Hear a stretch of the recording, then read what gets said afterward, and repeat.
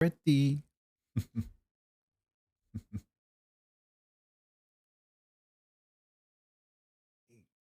7, 6, 5, 4, 3, 2, 1. All right. Are we live? Are we live? All right. Are we here? Are we ready to go? I think we are. We're ready to go. Hello, everyone. How you all doing today? Welcome to another edition of Snap and Chat, the co-photo edit podcast interview stream. Basically, think of a talk show host with Bob Ross, if you will. Just the chill vibes hanging around here where I get to sit down with another amazing photographer, as always. And today's guest I am very excited of. But before we get started today, um, a few different little announcements, which maybe I might do some reminders as the stream goes on. We are adding a new segment to Snap and Chat, to which I, for lack of a better word, I'm taking a note from Hot Ones, and it's take a look at the gram or explain that gram, to where I'll pull up a photo from my guest's Instagram and have them explain of their photo that they took. And I might try to do this every half an hour or maybe 45 minutes, give or take. But I also have it as an option for people if they want to redeem that as a channel point redemption. Only exclusive to just for Snap and Chat. And also the other little bit here, if I could find my little text bags. Oh, yeah. We got some more photos to add to the wall. First photo is for a follow from Olympian Red. Your photo is this lovely boudoir shot with Raven Gemini that I shot back in 2020. Funny enough, it was like an air mattress right here in this room. And then the photo that we have for today's stream is this Little Mermaid cosplay photo from C2E2 2022, I believe, Ariel, right around like sunset, even though I wish Lake Michigan was facing west and not east to get a perfect sunset, but you can't win it all and what have you. But yeah, so let's get started with today's Snap and Chat. So today's guest is a good colleague of mine here in the Midwest cosplay community. In fact, you could say someone that I got inspired by and look up to when I started my cosplay photography scene. Has hosted some many great community events, whether it is the Facebook for the Midwest, hosting little photo meetups at ASIN, or even was hosting photo critiques on Twitch here as well. Twitch, honestly, I learned a lot, just technique wise and all that, and I'm excited to have him here today. So Andrew, are you ready? All right. Do this. Hello, Andrew. Welcome in. How you doing today? Doing well. And quick note, yeah, your handle is Vontography right there. So which Yes. I have your Instagram right there. But yeah, so if you don't mind, if you can talk a little bit about yourself, Yeah, and such, to have a little absolutely. intro. So, I'm a cosplay photographer. I've been shooting cosplay for question mark years. We'll say somewhere over 10. The start point is a little hazy. Because we can get into that a little bit. Is like, when did I stop uh going to cons with a point and shoot? And when did I start taking cosplay photos?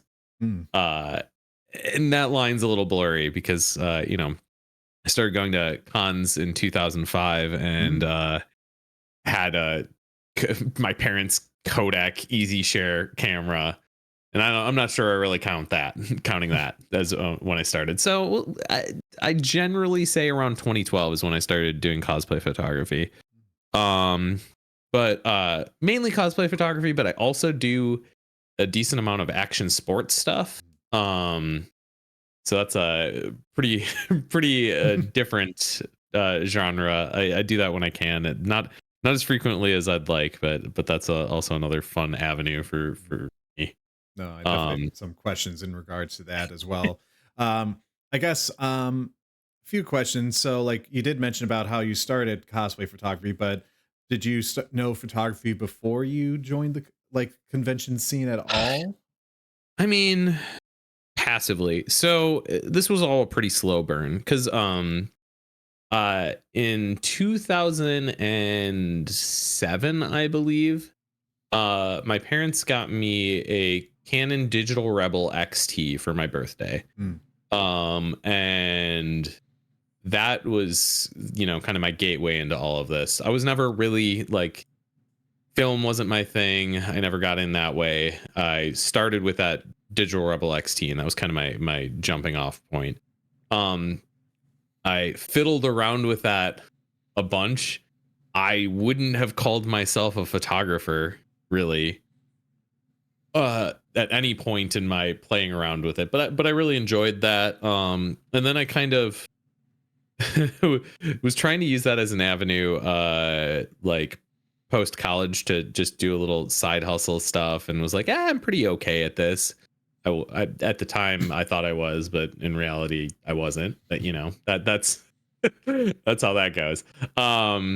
And yeah, just kind of was a real slow burn for me. So yeah, did I take photos before cosplay photography? Sure. Would I have called myself a photographer? Probably not.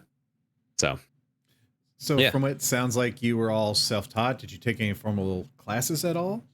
So I did technically take one class in college. I took one photography class. At that point, I had already known everything that it was trying to teach me because it was only one semester. And it was a lot of just the absolute basics. And yeah, it was not particularly helpful. Probably the only thing that was beneficial for it was actually as an excuse for me to go out and shoot more photos. Mm. Because it was forcing me to get out and take photos. But yeah, I would say I'm probably 95+% self-taught.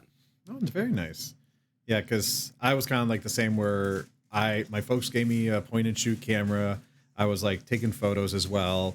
Mhm. And it was only until like I threw some of my photos into an English PowerPoint presentation to which my teacher saw the photos and recommended that I join yearbook.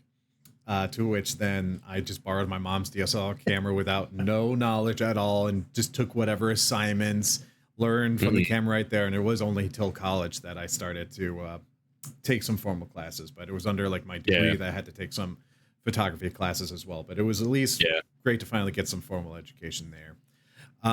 So before we get started into some photo editing, tell us about like your name, Vontography. How did that come up? I'm very so curious. this is the not particularly exciting way that name came about. So at risk of doxing myself, my last name starts with Von, Hmm. and it's almost like someone else whose last name starts with something. I don't know who. Um, Who could that be? uh, so yeah, so my last name starts with Von, Hmm. and I do photography. So one thing, then Was the yeah, thing. it's trying to Yeah. merge. Honestly, yeah, I guess it's you, it's not particularly inventive, honestly, but I guess yeah, I shortened my last name, but I have the first part of photo and you have the last part yeah, photography, so it's like kind of funny. yeah. It's kind of funny because I've found myself becoming partial to the shortened version. Mm, Because it started because when I was creating an Instagram, I was a little late to the platform. mm, So I didn't have a handle to start there, and Vontography on Instagram was taken. So I was like, I don't want to do like an underscore or a number or anything. So I'm like, Vontog's open. So I took that, and I've kind of grown more and more partial to the shortened version. Nothing wrong with good little nicknames here. So, all right, I think with that, I think we are ready to start doing some photo editing. So, do you want to share what you're going to be editing tonight? We're gonna start with this photo of Mango. She's another Midwest cosplayer. And of her free run. This was from Katsucon this year. Nice. We'll start here.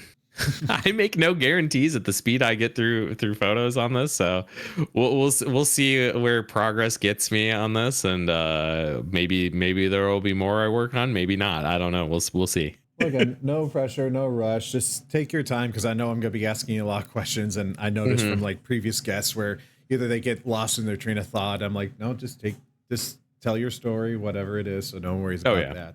I, So, sorry, continue. I'm a very it's self-admittedly a very slow editor. So yeah, 2 hours is seemingly where I'm landing for photo at this point. So Mhm. like, yeah, with this slowing me down even more, I imagine maybe just one photo. Actually, I forgot. Let's start with actually. I was like, oh wait, I should probably kick off being like, all right, let's explain that gram. To which there's always an image that I always think of whenever I think Vontok, and it's this image of Aqua. Hmm. This, I don't know, like I just see it and just like artistic, the movement, the color tones, and all that stuff. So if you can, like, if it would be alright to tell like either a quick story or how you were able to achieve Yeah. this kind of look. Was there any sort of like photo manipulation done? So talk a little Oh, bit about this one. totally. So if you want, I can open up that file on my computer and we can break it down even more. Yeah, sure. Um, but so the humorous part on this, the US photo manipulation, I mean, kind of yes, kind of no. But so the choice to edit it this way was actually not where I'd originally planned on going with this edit. And I was actually editing this photo on stream. Mm. And I was like, chat, uh, do you think I should just mess with the colors of the grass in the background and try and turn it blue? And everyone collectively was like, yes, try that. And I'm like, okay, well, we're going to just go for it and see how it looks. And lo and behold, it looked really cool. So it wasn't even an idea that I really had myself. I mean, I suppose yes, but chat really spurred me on there. um but I can open that up. Hold No, no, you on don't need one to. You don't need to. sec. But I guess so. That's kind of cool. That little aspect there where you got the Mhm. idea from Chad. And honestly, I kind of do like it where whenever either I do photo streaming on on Twitch, and then I'm like, okay, getting some chats with the chat, but then like getting some ideas and maybe like perusing, and especially having the clients on there. So that's kind of cool that they threw that input there. Mhm. Can you describe maybe just a little bit about the day of the shoot? Yeah, so this was at Colossal Con 2018, I believe. And this would have, I don't remember what day, not that that particularly matters. But yeah, we were shooting, it was probably pretty close to golden hour. I don't know if you ever got a chance to attend ClassicCon Prime back in its heyday. The only Um time I went was 2023. yeah, it fell off hard after 2019, I want to say. Yeah. It's either 2018 or 2019. And it is I haven't been since. My understanding is that it is changed very dramatically. But what used to be so special about it is you used to be able to go out in the field around golden hour, and everyone was out there shooting. There'd be, probably like 100-ish cosplayers and cosplay photographers out there. And it was such a fun vibe because it was so collaborative, Mhm. where like there wasn't anyone like, oh, I'm locked into a shoot with this person and we're here for a half an hour. And maybe there was a little bit of that, Mhm. but there was a lot of like, oh, hey, let's get some shots. And then, oh, sick, there's this person over there. They just finished shooting with them. Can I snag Mm. some photos? And Yeah. you were just able to, I met so many people in that field. And this was one of those. This wasn't a planned shoot. This was just something that kind of came up in the moment where I was just like, hey, uh Yuriko's, can I take some photos of your aqua? We did this. I think it was Sororio Days actually doing the cape flip on this one. Oh, nice. And yeah, took a handful of cape flips and got something cool. Mm. So yeah, No, the ClassicCon fields were special. I miss them. Actually, now that I think about it, I don't think I really took any photos in the fields. Like I was nearby there, but I was Mhm. shooting like more in those wooded areas, like nearby them for a Yeah, yeah. Heaven's official blessing shoot that I did. So It again, I is very funny because it used to be the case where it's just like it was an explosion of people over there, and now I haven't been. So this is all anecdotal, secondhand, but my understanding is it's pretty empty over in the fields now, even at golden hour. hmm, fair, fair. So let's get back into a little photo editing. So again, you kind of mentioned that you've been to cons since 2005. You said Yeah, so. that was my first day, son. So, so you kind of started out just being more of an attendee, and you spent however many years, because you said like it was around like 2007 that you got the camera, and then like you started doing photographs afterwards. So I guess start with your initial introduction to the con scenery, and then how to transition into cosplay So photography. it's kind of funny. I as big of a like anime nerd um as I am, I didn't find out about ASEN because of anything truly anime related. I found out because I was talking to to just a random person at a Walden Books in a mall. I was going and buying some manga because Walden Books used to have their buy four manga get the fifth free. So I'd always save up Oh, my allowance and buy five manga at the same time so I could get that fifth one free. Hell yeah. But I was at the Walden Books and I someone was telling me that the pillows of Fooly Cooley fame were going to be performing in Chicago, and I was like, "What?" I had no idea, and I knew nothing about this. I didn't really know about anime cons at that point. Um, I didn't have a ton of my internet connectivity at that point was not particularly huge. Um, Hmm, just like I just didn't really even know about cons. mhm. And they told me, oh yeah, they're going to be in Chicago. They're going to be at this event called Anime Central, and I was like, okay, I don't know what this is, but I need to be there.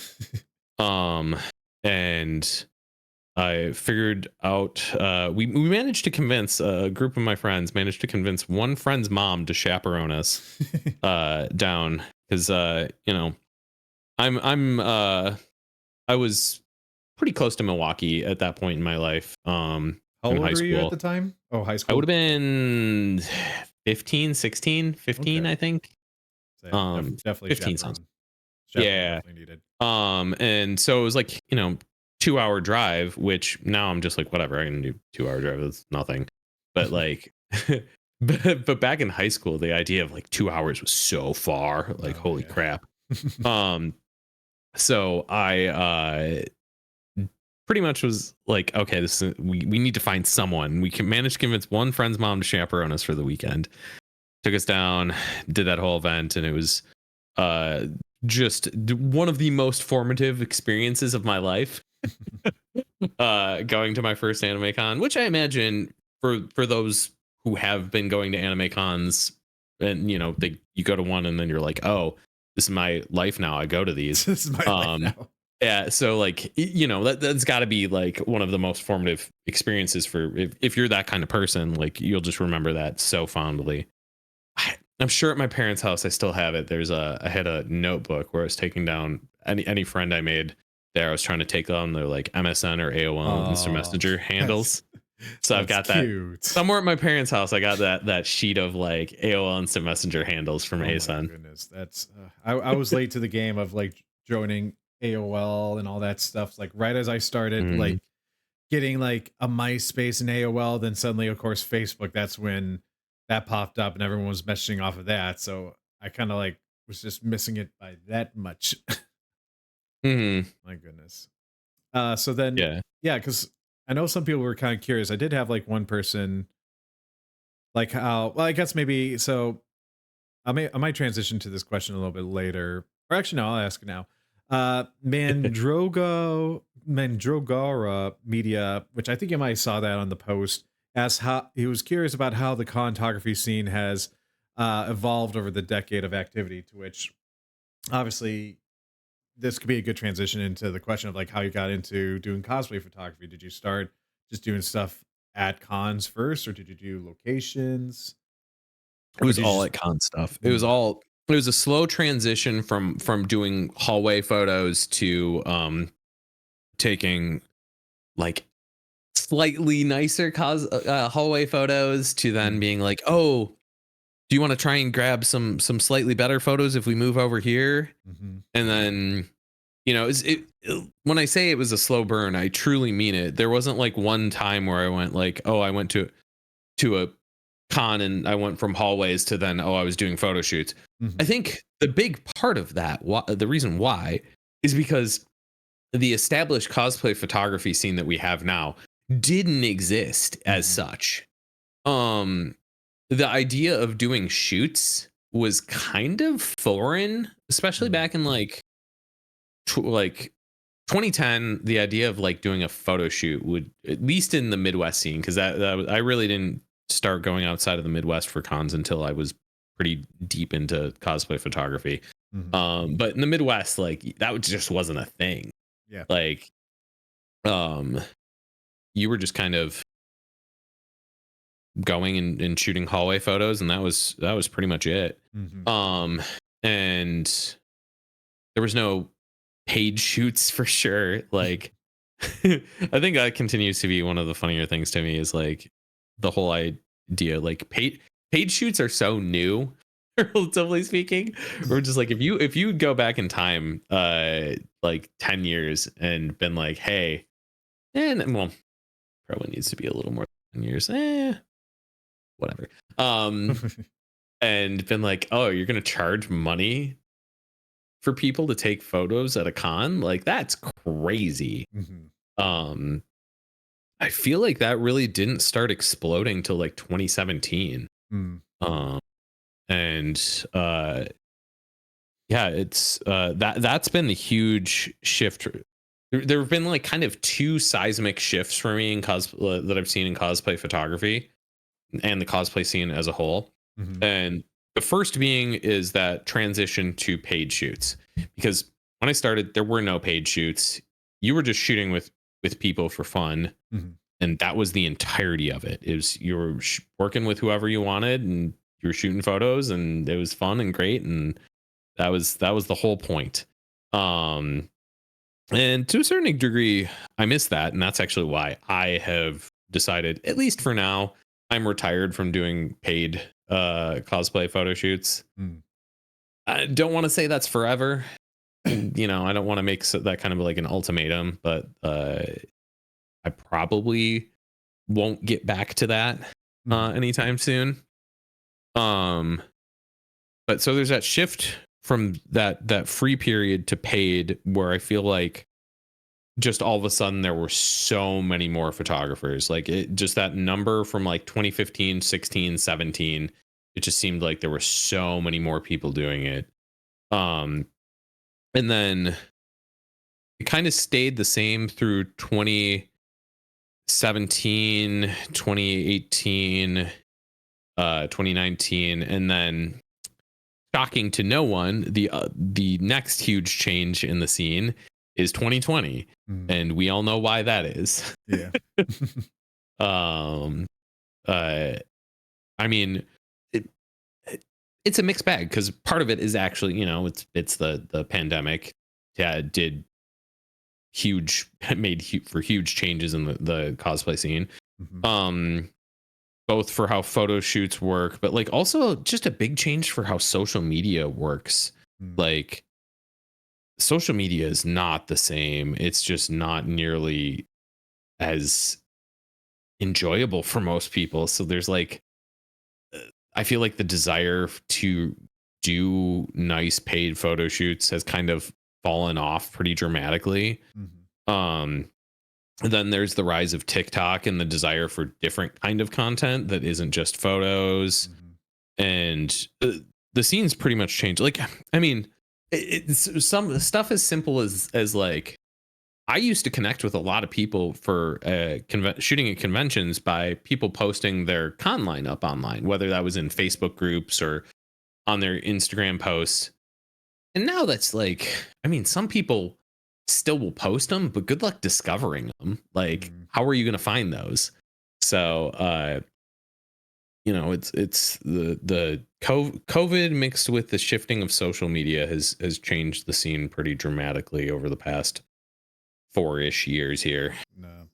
It's kind of funny, like, yeah, you say like 2017. That is kind of like when I was on that sort of, I guess, what I've always described, like there are definitely just waves of people when they join the cosplay community. So like, there's a lot of people I know that started 2017, 18, and I was like there where I literally kind of like what you said. I just brought like a camera. Oh, the first year technically, I went to C2E2 and I was dressed up as Deathstroke, and I really enjoyed the time there. It was very fun. But then the second year, I was like, all right, I want to try bring a camera this time. I want to bring my camera, and I cosplayed Frank West from Dead Rising. And Hmm. though people thought I was Negan from Walking Dead because he literally premiered that moment there, I'm like, no, I got a camera in my hand. Just because I have a prop bad with spikes on it or barbed wire on it doesn't mean I'm the Mm. same person. So um, but anyways, I was taking like the lobby photos there, and I was like, all right, I'll share on social media. To which then someone asked, "Do you do photo shoots?" And I was like, "Photo shoots? I didn't quite think that was a thing." But lo and behold, like during that 2017, I kind of just got to do shoots on location. Then went to a few cons just to either connect, network. It was only until like 2018, I think that's when I'm like, all right, I'm gonna try to like do official booking shoots, if you will. And I still remember that C2E2. I thought, is 15 a low number for shoots? That I need more, don't I? To which I'm like, nope, nope, you don't need more, kid. But and especially how you mentioned about Facebook and people posting their lineups, where that was one of my again, I don't do this tactic anymore, but again, it was like how I used to be like, oh, when someone posted, be like, oh, great cosplay. If you're interested in a shoot, book with me or something like that. And in fact, that's how like I met one of my best friends in the cosplay scene. So I don't know. Oh, You're right that totally. it is kind of interesting how the dynamic has changed. And then yeah, you do have that like 2021, that post COVID crowd that's joining in. So it is kind of interesting to see those waves that go along Yeah. there. Uh, And, this has been one of the things that has been a bummer to me as a certified old in the cosplay community. Um, is I had so many friends that I think COVID was their kind of mm, falling off, yeah. where it's whether they were aging out of the scene already, or it just offered a good excuse to put a hold on this hobby, or what have you, for the reason. um I have so many friends who are not in the scene anymore, and it was kind of like a weird transition where it went from like, oh shit, I know so many people, and then I'd go to like, first few cons in like 2022 and being like, damn, I don't know nearly as many people here anymore. Mm, Um, that, and there was like, because we had such a uh, jump in years. We had all these little Babu cosplayers that suddenly were like, you know, were 17, are now 20, yeah. and it was just a completely different change of all the people who were attending. And yeah, that dramatically changed things too. It was interesting. Yeah, no, you're right.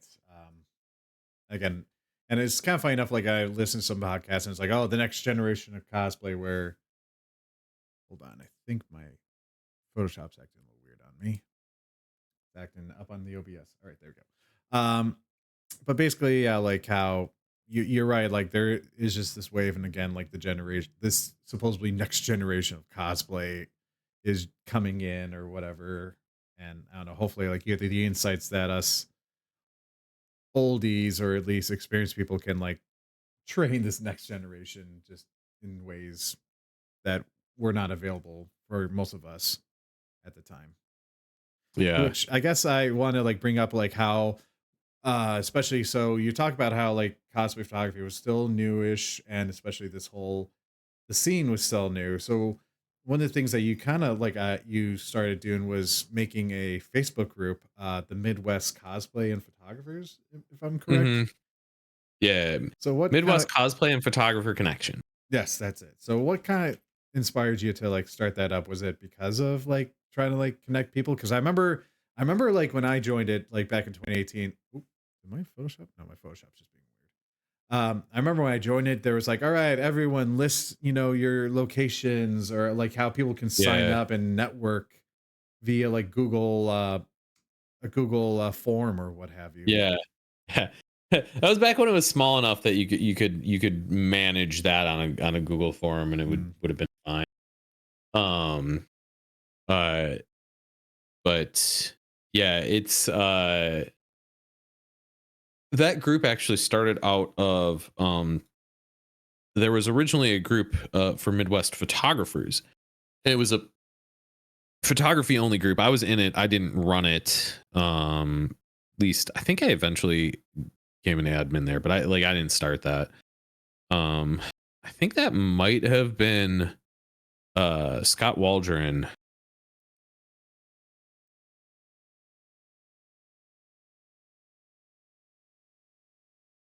hold on. Did I lose you for a second? Hello? Sorry, Photoshop's being a little weird on me. Give me a second.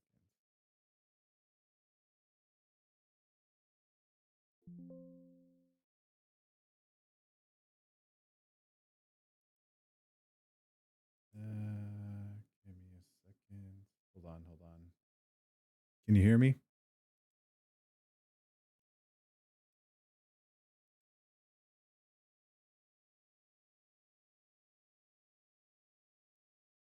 I think I literally lost your audio.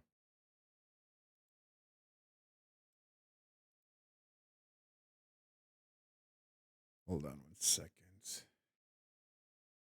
Let me serve. Give me a quick second. I think we're having a little tech issues.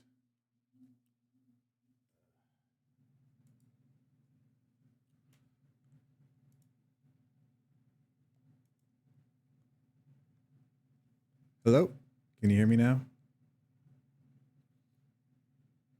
Oh, goodness.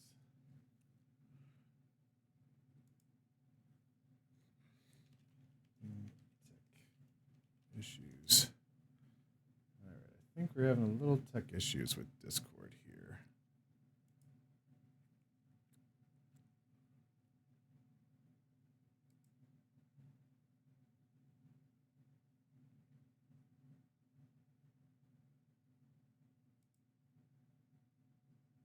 Hmm. Pardon me, folks, for a quick second with the tech issues. I think my Discord's acting weird on me. Task manager.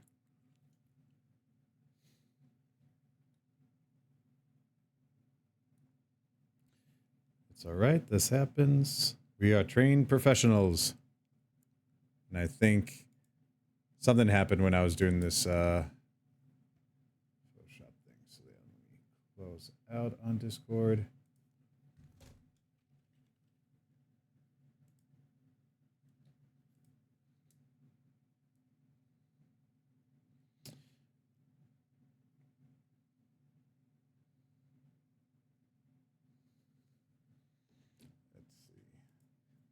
Oh no, so good stories, good stuff being told. I just was noticing like, oh wait, something's going on with my Photoshop here.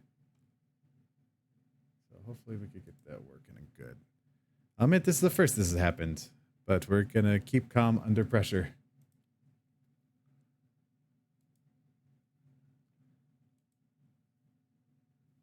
All right, let's try this. Well, he's rambling, but I'm like, For all right, there we go. All right, I think I got you. So I had to restart my Discord because I don't know what if I did. I know I saw you rambling there. I'm like, whoa, whoa, wait, hold on 1 second. I'm not getting you right now. So was I'm curious. So were you using? So I don't know if my audio was coming through on disc because it was. have been coming through Discord, so they wouldn't have been hearing me at all. No, exact. Well, Oh, I guess yeah, that could have been the quick scenario for me to do it from stream together. So I don't it's know. all good. So I should have switched it over and listened to No, no, it no. there. I mean, But it's hard to go on the fly there and come up but with a solution. You're fine, man. yeah, well, because I was like, wait, is it just because I'm using this cleaning tool? Like I was like, this has never happened before. Where it's not it should be taking this much like processing power for this, but I guess it does. I don't know. Let me see. I can't use the blur spin tool or filter in Photoshop on my Mm. computer anymore Oh yeah. because it eats up all of my RAM for whatever reason. Like it's just like, oh, all 32 gigs of your RAM. Yeah, Photoshop's going to use that now because you tried to use the spin blur filter. And I'm like, Oh, why? goodness. Yeah, So it's I don't know. reminds I me. feel like I've gotten resource hungry lately.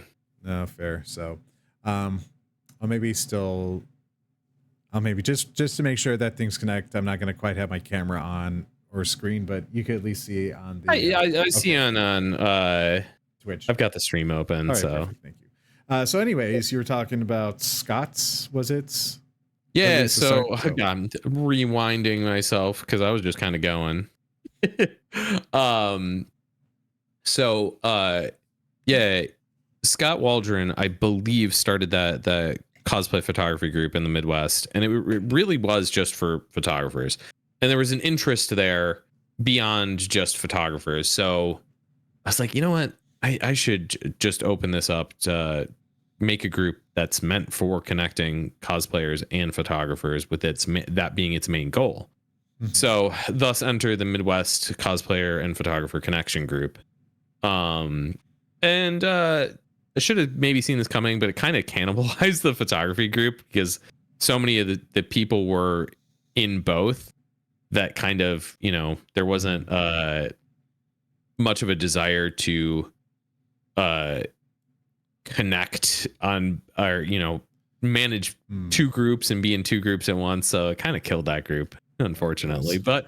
But yeah, and that started small. It was maybe 150 people, and we had like a Google forum if you wanted to add your name to the list, and that kind of jazz. But uh we quickly outgrew that, and now we're at like 2,000 ish people on that Facebook page. And it's Facebook in 2025, so it means it's not particularly great or useful anymore, unfortunately.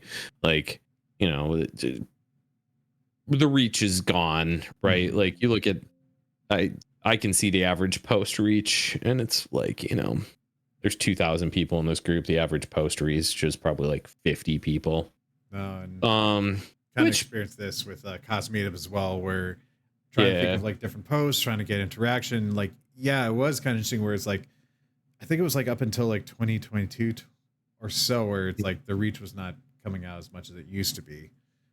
But like, it is kind of like just interesting, just like how do you try to yeah, kind of just keep it going, but at the same time, you just try to have the moderated content. So because you still do some postings on there, right?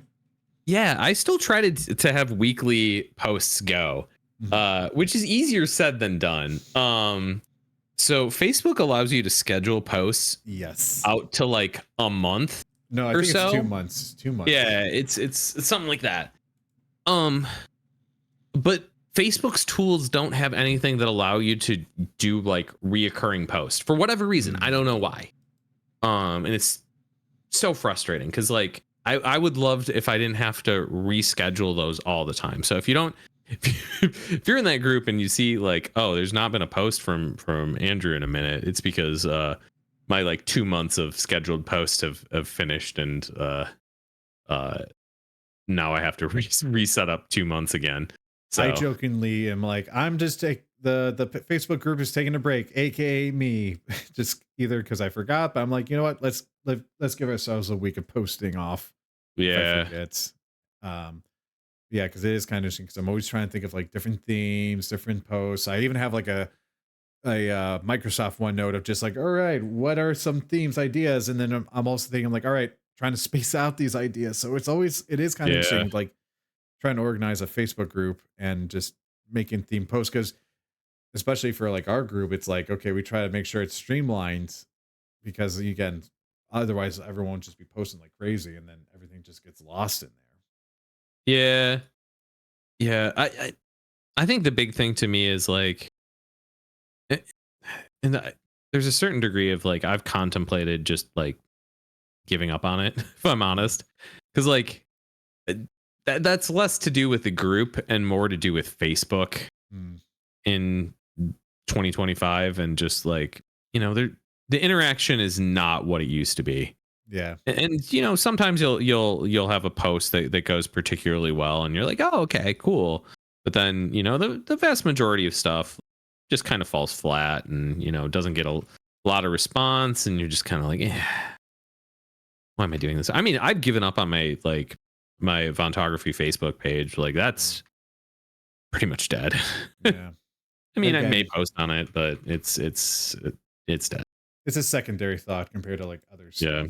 Like you're fine with just like, all right, I post on Instagram and sure I'll have my post tagged or like have that set up where it's like automatically post to Facebook or threads or whatever. And that's just what you just think of it as. You're not worrying too much I don't about even it. have that automatic setup. I never liked that, Hmm. the automatic formatting, because I like to format them per platform, which I mean, probably speaks to just the kind of anal person I am with all this stuff. So I never bothered setting that kind of stuff up. So Fair. I never even did that automatic cross posting like that. No, fair, fair. So kind of moving along the lines of like sort of like hosting sort of like community kind of things. So as I kind of like mentioned earlier in my introduction, how you started to not only streaming of like your photo work, but then you started to host these sort of monthly sort of events, whether it was photo critiques or what have you. So what kind of inspired you to start that up? um, that was something that's I got that idea. Well, I mean, the main idea is actually, so I went to school for graphic design, which meant I went to school for art and had a lot of art classes and lots of critiques. And I've always viewed um critiques as particularly important for self-growth. It's kind of like, Mm, uh the social media space, for all its benefits, is tends to be a positive feedback loop. Um and you're not you're probably never going to get much comments of value on your art uh in social media. You'll have people appreciating your stuff, and I shouldn't say of value. You're going to have people talking about things positively, but like if you came into someone's like Instagram post and left a critique on there, people would mm, be like, the heck are you doing? mm. That you just come across as kind of a butt. uh Don't feed the so trolls. Don't feed the trolls. yeah, so it's just like, thinking about that and being like, man, we need a space for this. Because it just feels like we're missing something. Because like uh art, I feel like art without comment, without critique, is just kind of fluff. Hmm. Um, which I guess fluffy art is fine. Like, but like, I don't know. I also appreciate kind of diving in and having self growth, and kind of addressing my work, and I like doing the same for others. And it kind of just felt like something we were missing in the community. Um, I know I can't claim that I am the first person that did this. I know there was a group that did this on YouTube as a YouTube specific show. They did a cosplay photo critique thing ages ago. I think they're probably their last one maybe was like 2015. So like, it was very early on, and it was you know, a very different thing, but it was kind of the initial idea. And then um was it, I think it was F Stoppers that did streams of some photo critiques, and they're the group that I pretty much stole the idea to do it in stream format from. Because I'm like, oh, Imitation this is is the most cool. sincere form of flattery. Yeah. I'm like, this is neat. And frankly, cosplay photography, like it's such a specific different thing that like, I don't feel like not that it's really stealing at all anyways, but like I feel like especially I'm not stealing because it is such a different thing. So that's kind of where that idea came from. And yeah, I rolled with that. Um I did all those with my friend Sororio days. She was on as my co-host for every one of those episodes. Maybe save like one where she couldn't make it. Um, she was on. I think we did like 40 of them. It was, but I was looking and I'm like, dude, we did more of these than I thought. Uh, we did a decent amount. Yeah, I was gonna say, Um, I do agree, like, because again, I did take some like classes, and for photography, and people like looked, analyzed your photos.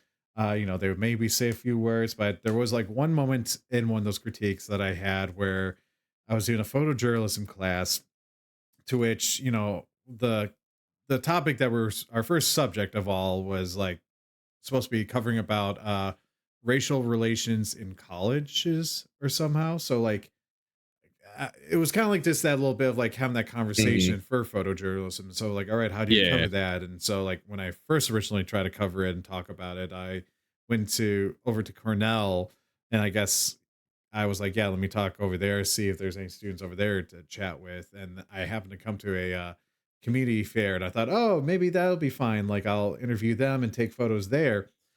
And I thought, okay, these photos look nice. They look great. To which, the professor kind of like was like, you think these look great?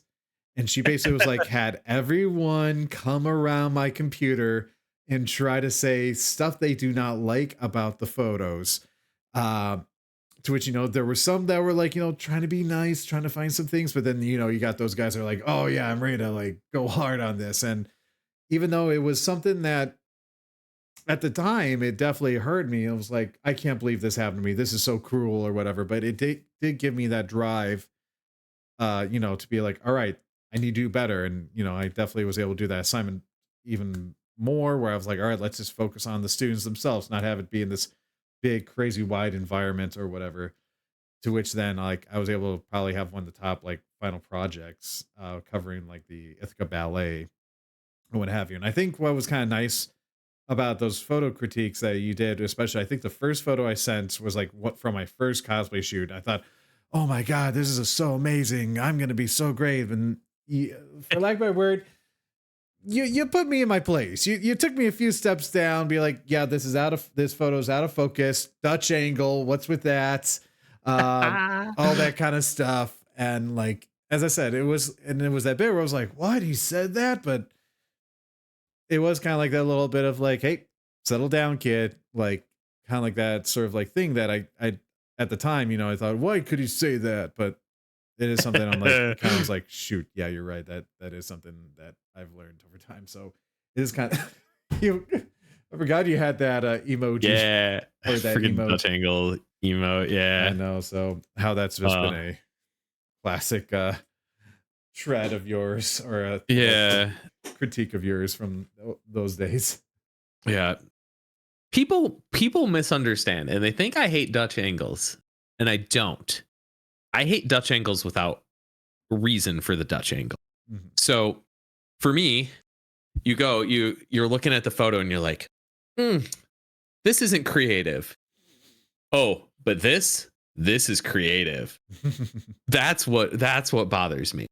If you have a reason for turning your camera up at the angle, whether it's to capture the dynamic way a sword's being held, or something like that, absolutely, totally, it's great, it's fine. It can add a lot to the photo. When if a photo doesn't work particularly well uh in a standard angle, a Dutch angle isn't going to make it better. And that has been my platform I have stood on forever. and why Your people think I hate touch soapbox. angles. Yeah. Your little soapbox that you're like Yep. decreeing to all be like, so like I guess was it kind of like the cheapskate out or something like that, or just way to try to like be dynamic when it's not really Yeah. dynamic It, or what it's have you. it's it's you think it's creative because it feels like a fresh idea. And to a lot of people that are doing it, it is a fresh idea. It feels fresh to you. Um, and but being fresh to you does not actually make it a good idea or actually a creative execution. So it's hard. Mm. And I mean, you went into that talking about like, oh, it took you down a peg, and that was never our goal. Well, We I weren't trying to insult anyone there. But like, I think that's hard, right? Like, if you're not used to that, and you're kind of like, oh yeah, no, it's here. They're gonna talk great about my work, and then you realize, oh hey, we're kind of not like, even if your photo's good, we're kind of not here just to pump you up. That was kind of our goal, is like, Mhm. we wanted to leave comments and have things to say about every photo. Even if your photo's really good, there's still things that could be better about it. Mhm.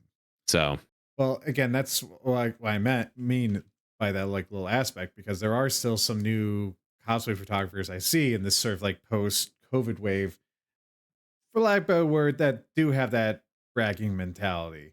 And it is kind of like that little bit where I'm like, kid, kind of calm down a little bit. You're getting a little annoying, like this personality yeah, or what have you. So, and again, it's kind of just that little bit where, as I said, as I said, it makes it helps us like to not go full force, but yeah. makes us to take a step back and just reevaluate, think for a little quick second It, before jumping in. it's hard not to be the, sometimes to want to fall into that "get off my lawn, young kid" kind of mentality of just like, you, you don't know what, you're talking about. Okay, I've been around. I've been doing this for a while. Like, you don't get your head up your butt. Like, uh, but it can be hard because like a lot of people don't know what they don't know, and we just don't have, the cosplay scene is so small that we just don't particularly have a good avenue to talk about it. And we Mhm. kind of used to a little bit more, but social media has just gotten so much worse that a lot of that is kind of not nearly as useful anymore. Mhm. So uh, it's hard. Or It's it's hard. kind of getting lost in the all the feeds, if you will. Yeah. So, no, that's fair. That's fair. Well, to switch a little bit enough, we've talked enough about like cosplay community and all those kind of vibes. Let's actually talk about your photography style. So, um, I guess like, so most of the time you said that you do usually con shoots, or do you still try to do some location shoots usually? I like shooting cosplay photos. Hmm. I don't I don't feel like my brain truly differentiates very much from convention to location stuff. Um, and the reason being is, most of the time now, I'm mostly a natural light shooter. Um, and I feel like the way I approach a shoot at a convention versus the way I approach a shoot at a location is not terribly different. Um, so they don't feel dramatically different to me. Um, so that's why it's just like, location versus con shoot is like more or less a little bit the same. Um, no, that's partially because like I'm not a studio person whatsoever. So like, you put me in a studio and I'm just like, I don't know what I'm doing.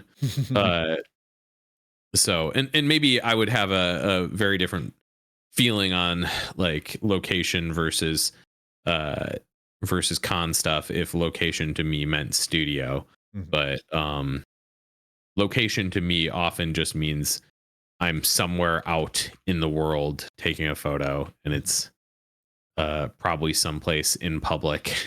So it's it's not quite the same as doing it at a convention, but not the same. Fair, fair. So, yeah, I guess that was kind of like gonna be one of my questions was like, do you use any lighting? But because I think I've seen some photos where you use some LED lights, but you only do LED lights if needed, and that just depends, right? So I have flashes, and I use them. I used to use them more often, and they're just. I feel like they just slow things down so much that I really don't use them very much. Mm. Now that isn't to say that I don't use them. Um, and I actually don't have. So I have some like LED light panels, but those are really honestly only for like stream stuff. Don't have. I've got like one with a battery in it, and it sucks. And probably the few like LED light tube photos you've seen online, those are all chases or Mm. nude carbon photography. Fair, fair. Uh, I've contemplated buying some of those, but those aren't mine. Those are me stealing his. So Mm. actually only have strobes, and I will still use them from time to time on a shoot. So like uh, at Anime Milwaukee, I actually brought my lights and I use them on a shoot with Kaba Crunchies. Mhm. And Although, is it the Lady Loki one? yeah, it was um her like Loki dress. Uh, I have not edited those photos yet, so I don't have anything to show from that. But um, I thought there was one photo like on the staircase, or am I I just, or you've was that a probably preview? you've probably seen a preview of it, Okay, but never mind, never that's mind. yeah. Um, nothing edited, but yeah, that was where I brought my light, and thank God I would the photo in question. I wouldn't have gotten that if if I didn't have someone helping hold that light because it was on a staircase and I needed someone to hold it for that shot. Mm. Um, so yeah, they're just kind of a pain in the butt, and then you have to haul like gotta haul the big ass bag of stuff. I at this point I try to only do it lights bring them like at all if I can get easy access to my car, so I can drop them and leave them. Um, One of the best things that's ever happened for me for ASEN, which I haven't stayed in the Hyatt in a few years, but what I used to love is uh, if you could get surface level parking at the Hyatt, Mm. and I'd park my car right by Like the the Skywalk area? yeah, so it'd be where the bridge to connect to the forest area. It'd be Yes. right over by there where you'd have like Oh, your car parked right by the sidewalk there. okay. So like at And the Hyatt garage, you're saying? yeah, yeah, yeah. Okay, okay. So that way I could just like I never brought my camera gear back except to like charge things at night. I would just like drop it off in my trunk. And it was wonderful because I got to carry my camera gear so much less, and it was just so easy to like dump stuff. Like if I was going to Artist Alley or something to like look at things, I just drop my camera bag off of my car for a while, and yeah, it was awesome. Uh-oh. Honestly, I've been, because I usually like don't stay at cons that often, like especially for C2. I live 10 minutes away, so it doesn't really make sense for me to get a hotel room, but I'm willing to Oh, pay for the totally. parking.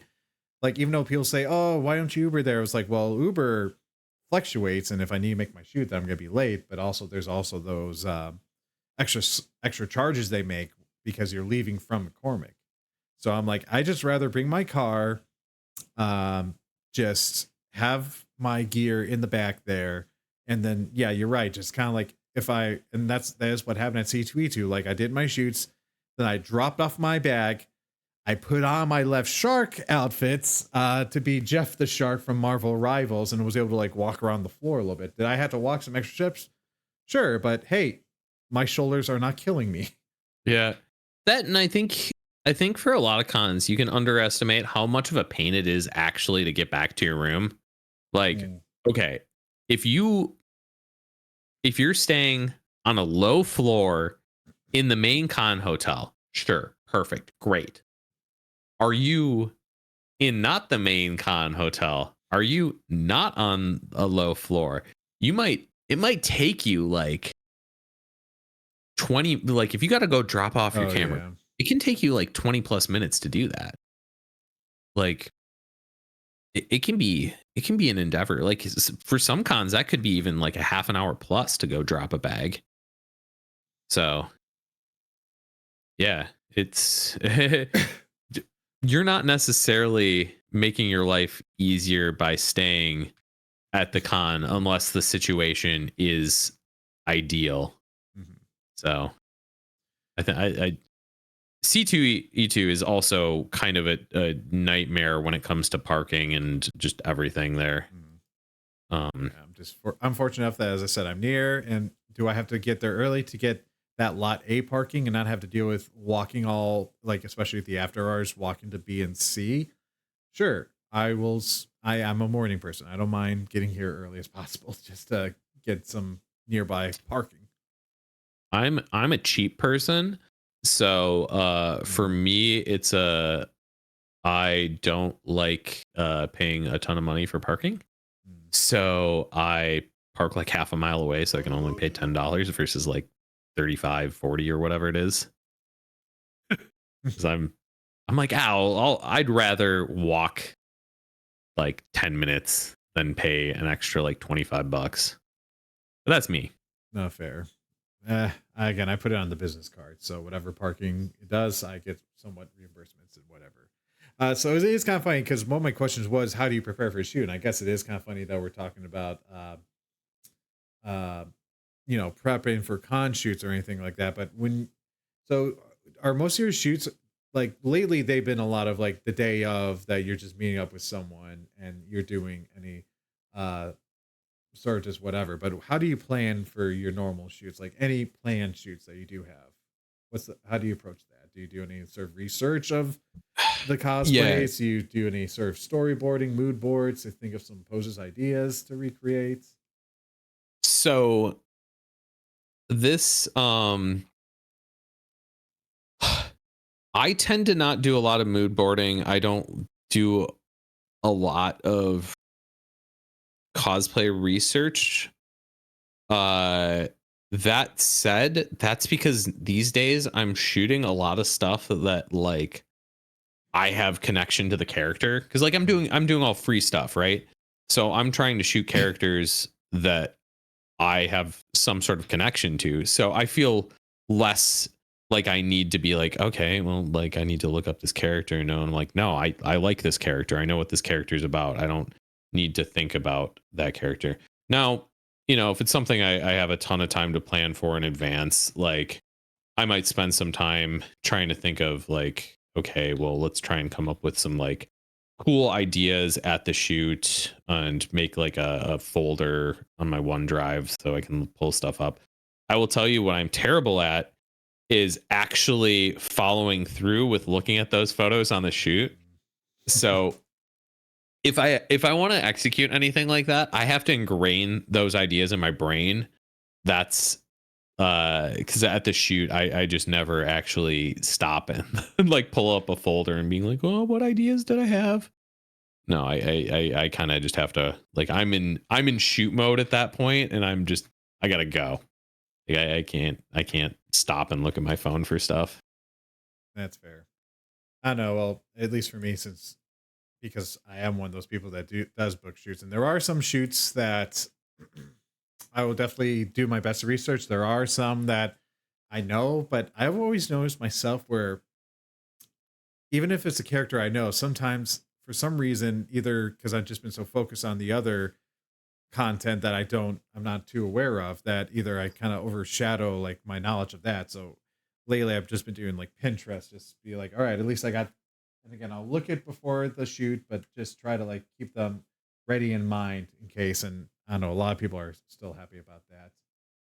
Yeah, Sorry. I did more of that when I was doing non or when I was doing paid work. Hmm. So No, that's fair. That's fair. So you kind of mentioned about like you do a lot of natural light photography. What is besides your camera, what's sort of like a piece of gear that you need that you cannot leave home without? Is it a certain lens or is it a certain sort of like, because I know some photographers they might have certain tools that they use or what have you? honestly, so I have two lenses. I've got that I mean I have more than two lenses, but like honestly, I really don't bring much else to a shoot at this point. I bring my 35 millimeter 1.4. It's the Sigma art for those who care. And then I bring my 70 to 200 2.8. Hmm. Uh, uh, and that's pretty much it. Like camera and two lenses, and I'm set. Now there's some stuff that I really like bringing to a shoot. I really like bringing a diffuser to a shoot, especially if it's sunnier and not close to golden hour. I think that can really help. I here's the thing. I actually hate reflectors, but I love diffusers. So like Hmm. every 5-in-1 reflector, I just pull off the Yeah. reflector part of it and I use the screen underneath it. I think that thing works so much better than the reflector. Yeah. 'Cause you can just turn the sun into a giant softbox. Exactly. Great. You can get rid of like really ugly dappled lighting. Just throw a diffuser up, and now you almost always need a second person for that to really work out. Mhm. But most of the time at a con, I can finagle my way to a second person to help. Or worst case scenario, it's kind of like what I sometimes have the second person do is like, I just need just that shade on someone. Like, I just don't want Yep. that like extra like leaves coming down on their face or whatever. Or it's like, I want them to be in this position here, but the sun is too harsh at this moment. So it is Yeah. kind of interesting where I've moved from natural light to some lights to different lights. But now I'm like, I want to try to get back into natural lighting, but I'm like, oh God, I become that person. Yeah. I think the thing to me with natural light is my eye always goes to the lighting first. So like and I'm a firm believer in this in general. Uh background, a cool background is awesome. Better lighting trumps pretty much everything else Hmm. composition wise. Uh because that's just such a differentiator. If you can get good lighting in your shot, it'll look it chances are even if that background kind of looks like crap, it'll still probably look like a pretty decent photo. Hmm. Um so my eye is kind of always like, okay, well, what does the light look like here? And I figure out that I figure out where the lighting looks good in an area, and then I kind of work around that. Hmm.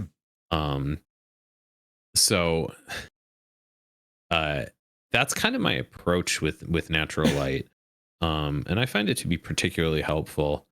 Um, yeah, I don't know. I kind of lost track of what the actual original question that was, but It was basically like what camera gear is in your bag. So you did answer yeah. the question, which I you just mentioned I just about. went off the rails. Well, but at the same time, I kind of felt like, yeah, I don't know how much you do have in your bag. You did say that you are a little, you do take a little on the lighter approach, which I mean, good on you for that. I There, mean, so like, I could bring well, I don't really have that many other lenses I'd want to bring just cuz god, it's all like okay, I could bring my 85 1.8 um but I just am going to use my 70 to 200 instead for almost all of those mm, shots. Um I could buy a better 85 and I would like to in a world where I have money to spend on a $2,000 85 millimeter lens. So, I don't have that for like just especially now that I'm not doing paid work. This is all for fun, right? Like I gotta I gotta be particular on where I'm putting my money for photography, and I don't know if throwing too much towards lenses that admittedly would be cool and provide me with cool options is where I want to put that money.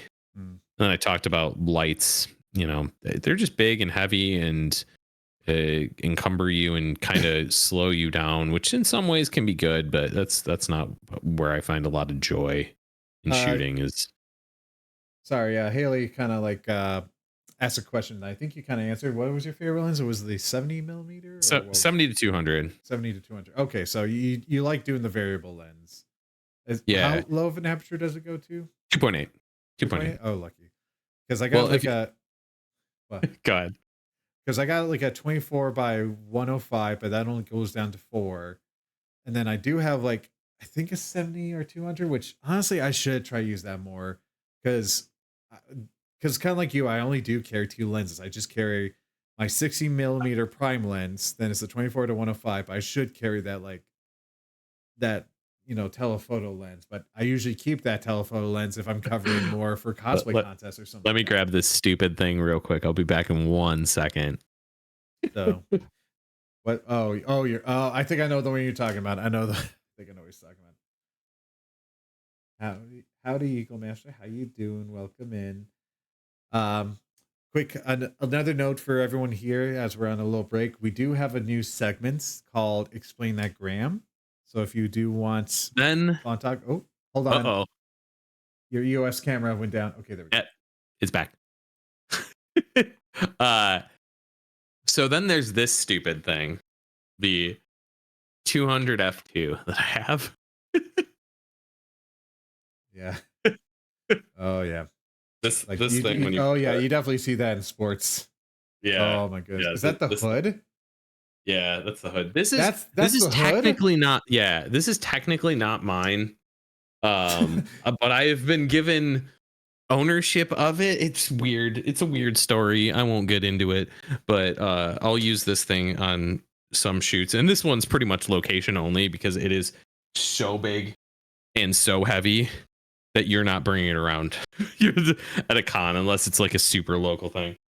Yeah, like I sometimes, as I said, I do have my telephoto. It's not too bad. It could be better, but I usually do it for like either again, if I'm covering like the masquerade or any shows or something like that. But it's like it is light enough where it's like I could technically use it, but I don't. So it is kind of like that a And little bit. But I just keep it to like my 16, my variable lens. And even though I could have that aperture lowered down, but especially since I'm doing a lot of flash work, I feel like it is kind of nice to have that extra because I'd rather be able to keep my variable lenses than try to switch out prime lenses while also handling with that. yeah, Um, so with that little bit, actually, this is kind of perfect because I was kind of curious about trying to ask you a question in terms of this. So for those who don't know, we've been talking a lot about cosplay photography, but for those who don't know, that Vontog it does a lot of, as we're kind of talking about, these lenses that I was mentioning about are good for sports. Vontog does a lot of action sports photography, or particularly like skating and such. So, yeah, um, so basically, I have this photo right here of this photo of a snowboarder, which of course I'm reading it left to right, but I realize I need to read it right to left yeah, in this one. But can you explain a little bit more about this particular photo? yeah. How so was it just like you had this shutter station there and then you just composited, or so talk a little bit Yeah, more. yeah. So in action sports we call these sequence shots. Mm, And this was the writer in this shot is Blake Lamb. And he is incredibly good, and he's only gotten better since this photo. It's ridiculous.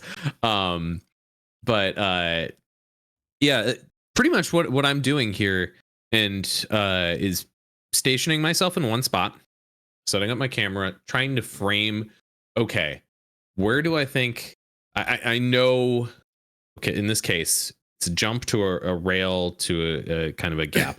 Um, I'm going to position myself in a way where I think they're going to land here, they're going to take off here, they're going to go up to this point. I'm going to try and frame that in my mind where I think it's going to be in this photo. Once they start getting close to where they're going to enter the frame, I'm going to press the shutter down and I'm going to try and it's great if you've got a tripod. I never shoot these with a tripod. And it's probably like 16 millimeters. So it's pretty easy to accommodate for like just standing still. You're not going to move the frame too much. Um, but I'm standing still and I'm just like, okay, let's just press the shutter down and just let it go until they land, and usually they ride out. This one, in fact, is maybe a good example of how I'm trying to frame this in my mind, and I probably didn't give myself quite enough in the landing. Like I could have turned, like pulled back just a little bit and gave himself a little bit more room. He took this jump huge though. He sent it really deep, so like I wasn't anticipating him going that big on that jump. So that was a little bit on me, but yeah, that it's kind of a art of trying to know what someone's going to do and trying to visualize that in your mind. So was this all in one take, Yeah, or yeah. did you try to do like a couple times? Like, So this was actually at a park shoot. I don't know if they still do it, but there's a place in Wisconsin called Tyrrell Basin, and at the end of the season they would do like a private terrain park shoot thing. yeah, Where I could tell it's the end of the season because the background you don't see snow, while yeah, the ski resort has snow. So yeah, yeah, you're yeah. right about that. So Tyrrell Basin, it's closed for the year, and they'll just kind of let a bunch of the best people come in and just do crazy stuff. They'll build features that they wouldn't build at the park normally, because like this like jump to cannon rail is not something you'd see in the Midwest very often. It's a pretty high difficulty feature, and pretty scary feature. So you're not going to see that very often in the Midwest. So they can build that here because the park's closed for the season. They don't need to worry about anything there. I was gonna say you don't see. I was like gonna say, it's like it just seems so clean, so empty. But Yeah, yeah, that does yeah, make sense there. yeah. So there's not maybe I might have photoshopped one person out or something, but there really wasn't anyone else in that frame. So this shot was like one and done, but I probably shot like, you know, multiple people were hitting this, and so while it was one and done for this specific shot, like I probably shot like 7 or 8 different people trying this. um I will say the stuff at like resorts versus street stuff can be massively different though, because like this was just like, okay, cool, shot it, great, move on. I got a bunch of photos from there because there's a bunch of people riding on different things, so I was able to take a bunch of different pictures across the resort. So, um so yeah, you did say that in your mind you kind of set up the shot where you're like, all right, they're gonna go right off like this pipe here, and they're estimated to mhm. land, which I imagine you probably thought they were gonna land a little bit shorter, but they went a little Yes. further out. So I'm guessing like for especially you're only doing natural light for this. I'm guessing you bumped up that shutter speed like crazy. You because normally for me, like I guess in my instinct is to like, all right, like trying to follow the person as they're going, but it is kind of like a different aspect to try to. Yeah, you have to resist the urge to follow No, them, because yeah, it's funny, your natural instinct, even if you're telling yourself to lock that position, that's why a tripod is really good for these. mm, You sometimes end up like, you'll notice like you'll start taking the photo, and then you'll start you here want to, and you'll go yeah, chick chick chick chick chick chick chick, and you'll find yourself, uh, even though you were like, I'm gonna stay here, you'll have panned ever so slightly over as they've gone, and you're like, damn it. it's like And it's sometimes like you can save that in post, but sometimes it's like you're screwed. slow shutter speed, where especially if you're trying to do like those wavy effects, it is ideal to have a tripod just for that setup. But Yeah. unlike trying to resist that movement, you're trying to capture that. So high shutter speed. Did you have a high Yeah. aperture? Because I imagine you want to try to make sure that. Yeah. This is Because I was probably like, F8. how do you get the focal? Do you just try to get the focal length, like where the again F8? Yeah, that definitely helps. But do you try to Yeah, like it's have it probably to like 16 millimeter F8. So I'm trying to get everything in 60 focus millimeter? here. Okay, so yeah, definitely wide. Yeah, I guess that makes sense. Wide Yeah. angle. No, that's interesting. So pretty cool. But yeah, this photo explain that Graham kind of transitions to my next questions is in regards to talking about, sports action photography. How did you get into that? Uh, by doing it. So I've always been I've skied pretty much my entire life, so that was kind of my onboarding point. Mm. Where I started skiing apparently because I don't remember when I was 4. Mm. Um my parents, specifically my dad, was always a huge skier. Um and he taught me to ski. Can you call it teaching me? I'm pretty. What happens at a young age is they put you on a leash and they send you down the Uh, hill, and your dad's got yeah. the leash behind him, and that's where I started at 4 years old. Got the skis on, and I'm just pretty much going, and I'm on a leash. That was my introduction to skiing. So I don't have any memory of that. So it's kind of funny because like the first person I ever taught to ski was my wife, and I Mm. had to do this like shit. I don't know how I learned to ski because I don't have any memory of that original learning process because it happened while I was so young that my brain just went, "Oh, you just know how to ski. That's just a thing that you know how to do. You just know how to ski. You've always known how to ski. You just ski." So I had to like think about things where I'm just like, "Shit, how do I actually do this?" Because it's just such, second nature. Um, so I started skiing and I've just always loved it. And that got me into rollerblading because turns out you can't ski in the summer very easily. So I started rollerblading a lot, and that got me to the skate park doing tricks, and that just kind of uh, the skate park has a huge camaraderie to it, where uh, some this isn't all skate parks and this isn't all scenes, but some of the best places where you're going a lot. Where I was growing up, we had a skate park, and you get to know everyone that goes there locally, and their skill level. You get to watch them progress, and then it got to be like, oh shit, I've got a camera. I should take some photos of these friends I've made at the skate park trying to do stuff, and then you take those, and then just slowly changes and morphs as you try and take more and better photos, and then you start linking up with people that are ridiculously good at what they're doing and get to take some insane photos there. And yeah. So no, that's kind of cool that you were already in the scene, but you decided to be like, I got a camera and I'll be able to help cover whatever you need Yeah, to. it also helps that I'm just okay at all of it. So like I think that's a lot of that. The action sports scene is a lot of people that get into the filming or photography side of it. And it's like, I enjoy doing it, but I'm never going to be on the other side. I'm not that good. I Mhm. I always knew I was never going to be that good. I just didn't inherently have the insane skill or coordination to be that person that was doing the insane tricks. I was always just going to be fine. And I was fine with it just being like a fun hobby that I did and not like, oh, I'm going to go pro. Like that was never me. No, honestly, that was kind of very similar.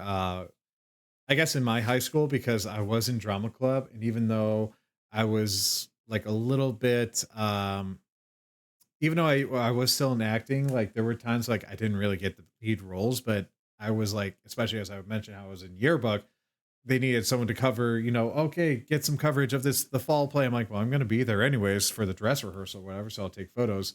And then suddenly, like, I was just relied on as the person taking photos of any performing arts kind of stuff. And then like, someone else from drama clubs in this other like theater group, and they're like, oh, we need a photographer for this. So it was kind of interesting, like that little aspect there helped me get into a bit more of performing arts. And even then, even my sister was doing marketing for a dance company here in Chicago, and she was like, "We need a photographer to photograph our workshops." I'm like, "All right, I'll help you, sis."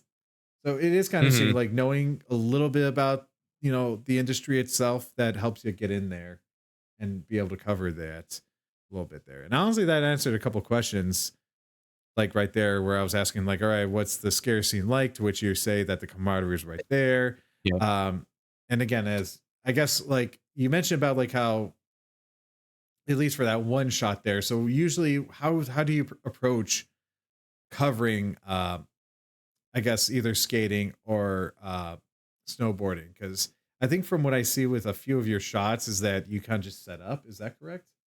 Yeah, so it m- it matters what type of shot we're doing. So like so that was at a resort. I think like so a lot of the kind of more important uh photos are like hitting street features, so like handrails, that kind of stuff. Um and there is there's a rule in the action sport scene, and it's the trick has to be landed. Mhm. If the trick isn't landed, the photo doesn't count. So that is the rule, and it's the it's kind of like if you were to say like your journalistic integrity, that's like that, but for action sports, where like because like you could stage all of these, you could fake all this stuff, right?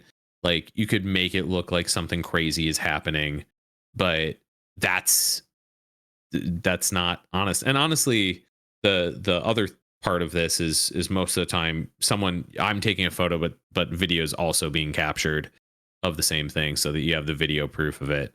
Um, but so that means um if you're trying to capture someone doing like a trick that's very, very hard, you can be out there for a long time. Um, for example, there was one shot that I shot last winter, um, where we got. So this was day number 3 of the snowboarder attempting this rail. And we went back. He tried it for probably 2 hours, didn't get it, got kicked out, had to leave, came back probably like 4 hours later, uh, tried it again for probably like another hour, landed it. We were so excited. But like it's such the antithesis of like cosplay stuff where it's like if you have like an hour to shoot, you're gonna get so many photos. And for like action sports stuff, if you're shooting like street things, especially if you're shooting something particularly heavy, uh, you might be out there for multiple hours, and you might not have anything. We genuinely, I have photos that look incredible that I can't do anything with because they never the snowboarder or whatever never landed the trick, so Mm. I can't publish them.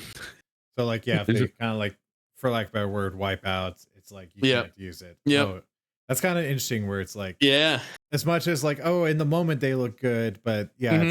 it's kind of like the little Doesn't bit matter. where doesn't matter. It's like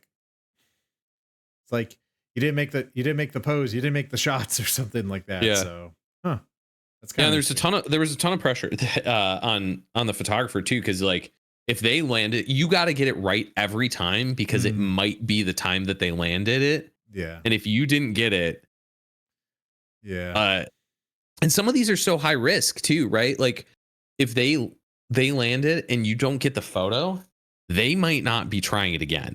yeah. Like It's like wedding photographers with the, the big kiss. Everyone wants to get exactly, that photo of the big exactly. kiss. And even like weddings I've been to where like the father is like coming to me like, "Are you ready? You're trying to get the photo." I was like, "Yes, yes, don't worry. I'm gonna get the kiss." That is always something that is the main thing that I try to get out of every other shot, not the bouquet toss, not the cake cutting, not the, the first look. It is the kiss that I know everyone wants to see. God, I hate shooting weddings. Have you shot weddings? Yeah, I've shot weddings. Oh, how many? I probably like 6 or 7 in total. Okay. I do not plan on shooting them ever again. I do not find it enjoyable. Hmm. I like shooting stuff with the couples. I really enjoy that side of it. Oh, like the engagement photos. No, like you're doing like the photo. stylized photos, whether it's like post ceremony or pre Oh, okay, ceremony, okay, that okay, kind of okay. stuff. I Yeah, really, yeah, yeah. I really dig that. I hate shooting the family photos. I don't particularly enjoy capturing photos during the ceremony. I don't really like capturing photos during the wedding. And God, it's so draining. And then the amount of work post wedding is just daunting. And I'm just like, yeah, I'm fine not shooting weddings. No, fair. Like, there are times where, like, in fact, I saw someone posting earlier this week, be like, "Oh, my sister's getting married. Is there any wedding photographers?" I'm like, "Do I throw my hat in the ring?" It's like maybe I could, but I'm like, nope, I'm not gonna try to go too crazy. It's like, again, I do have some people that ask me to be their photographer. I'm like, I'm more than happy to. There's sometimes I joke, being like, "Oh yeah, you want me your wedding photographer? Well, don't worry, I have some other recommendations if you don't want me to." Or I don't know. So it's like I'd rather push it to other people I know that, and again, they do great work and all that stuff, but it's like it is definitely not my main thing, but I'll accept it, especially if I either know the person, and that is has always been the bit. It's like people that I've worked with and know more. I feel like I would have more anxiety if it's someone I don't know. So I think that's more the Yeah. big matter there. I I feel like I'd only shoot a wedding at this point if I either got an absolutely an amount of money I could not refuse to shoot it, or if it was a request from like a friend that I felt like I could not turn down. Yeah. Like if they were a close enough person I that still like it remember was, yeah. I still remember like my mom, like, especially as I was trying to figure out like what photography to do. And she was like, "Oh, you should get into weddings." I'm like, "Oh yeah, do you want to see me on weekends anymore, mom?" So Well, that was a big part of it too. I had contemplated so I actually went back to school in 2018. And I was like originally contemplating, well, do I just take photography full time? Like there's a decent amount of mm, money to be had in shooting weddings and the like. But I knew if I went down that route, my wife works 9 to 5 ish during the weeks. I'm going to be off during the weeks and working weekends. We are not going to be seeing each other. no. Uh, like we're not going to have time to hang out with each other on the weekends, and that was important to me. And I was like, you know what? No, it's not worth it to me. Actually, that was funny enough. That was going to be one of my questions about whether if you wanted to be a full time photographer or keep it as a hobby, which I agree on those terms where it's like I've always contemplated whether to be full time, but then even beforehand, like before my girlfriend like moved in, it was like that bit. It was like, well, I need to be financially stable because I got a mortgage. I don't, then I'm like, got to pay for my own insurance, not through a company. And so it's like many factors in there. And it's that same bit. It was like, I don't want to lose the spark, the interest in Yeah, photography, because then it's just another paycheck. Like if I were to work for maybe an agency, maybe that might help out a little bit, but on your own, it is a difficult journey. And those who are able to make it, I give credit to them.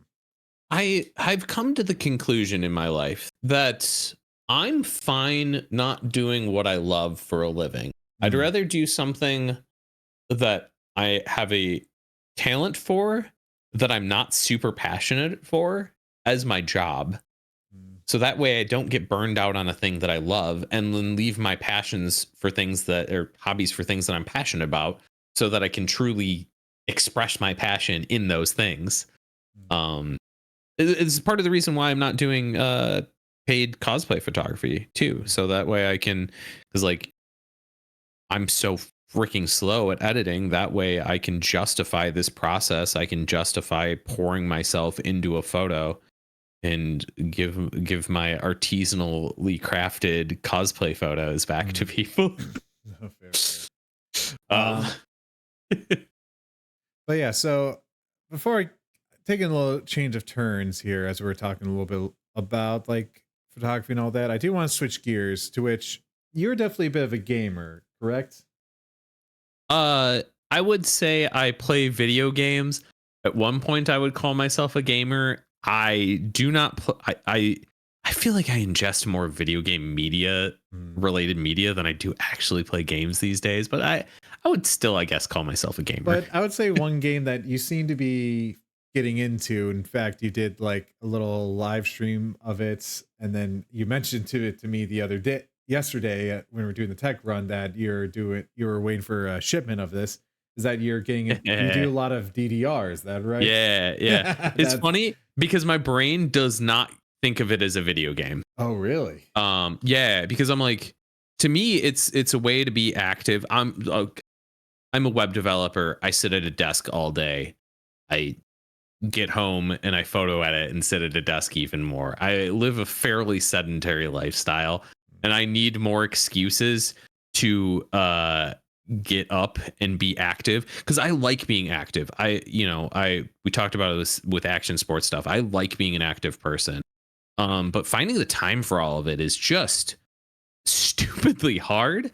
And I gotta trick myself sometimes, like if it's quote unquote exercise, I gotta trick myself into doing it by doing something I find fun. Yeah, I was gonna say you I gotta like get playing that video fun games. element.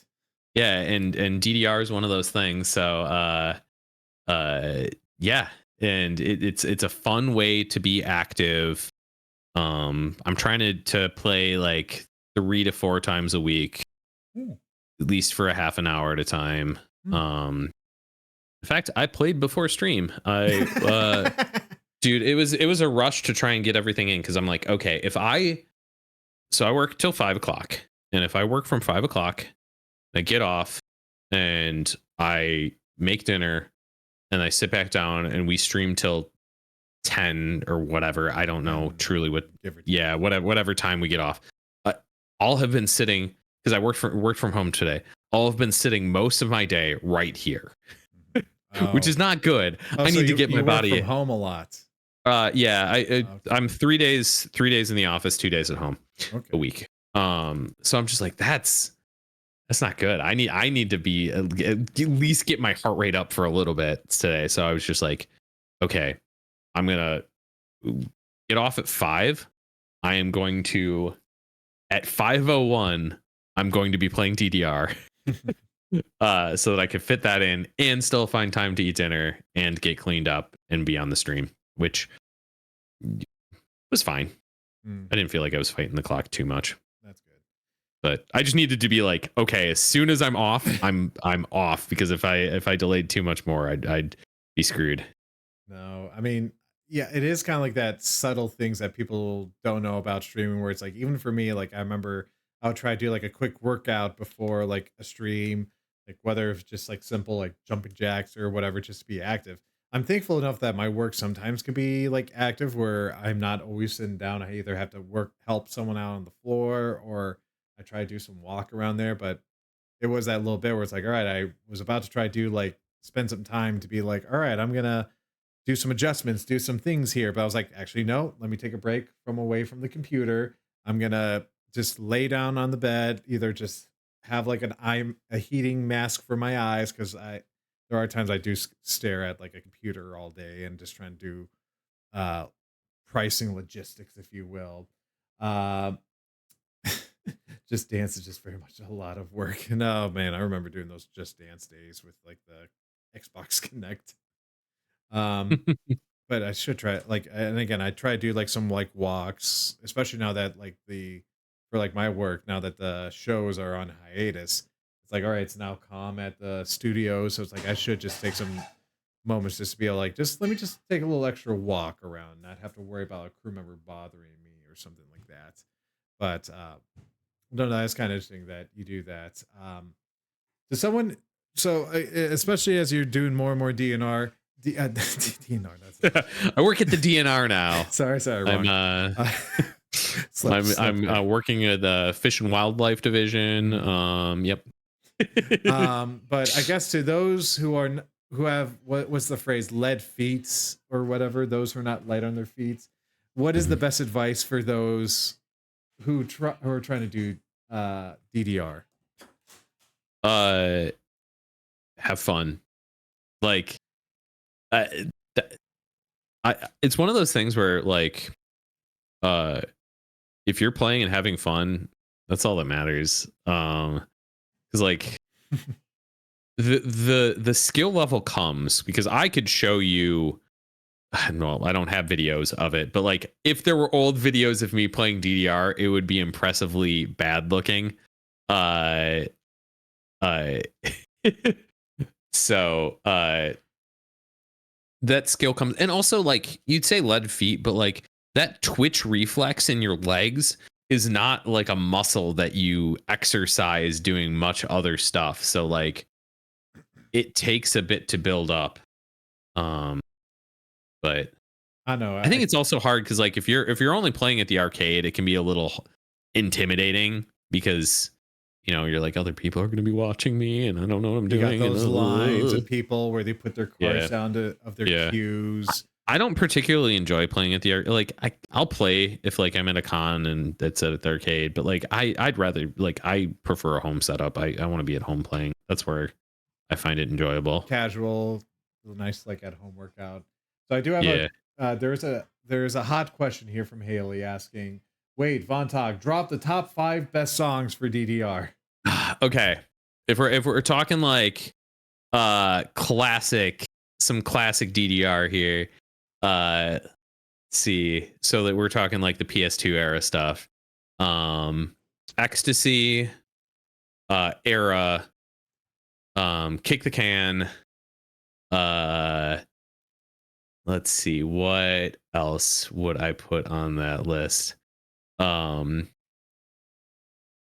Kind Lady, and we'll say Kick the Can because I just love that pattern.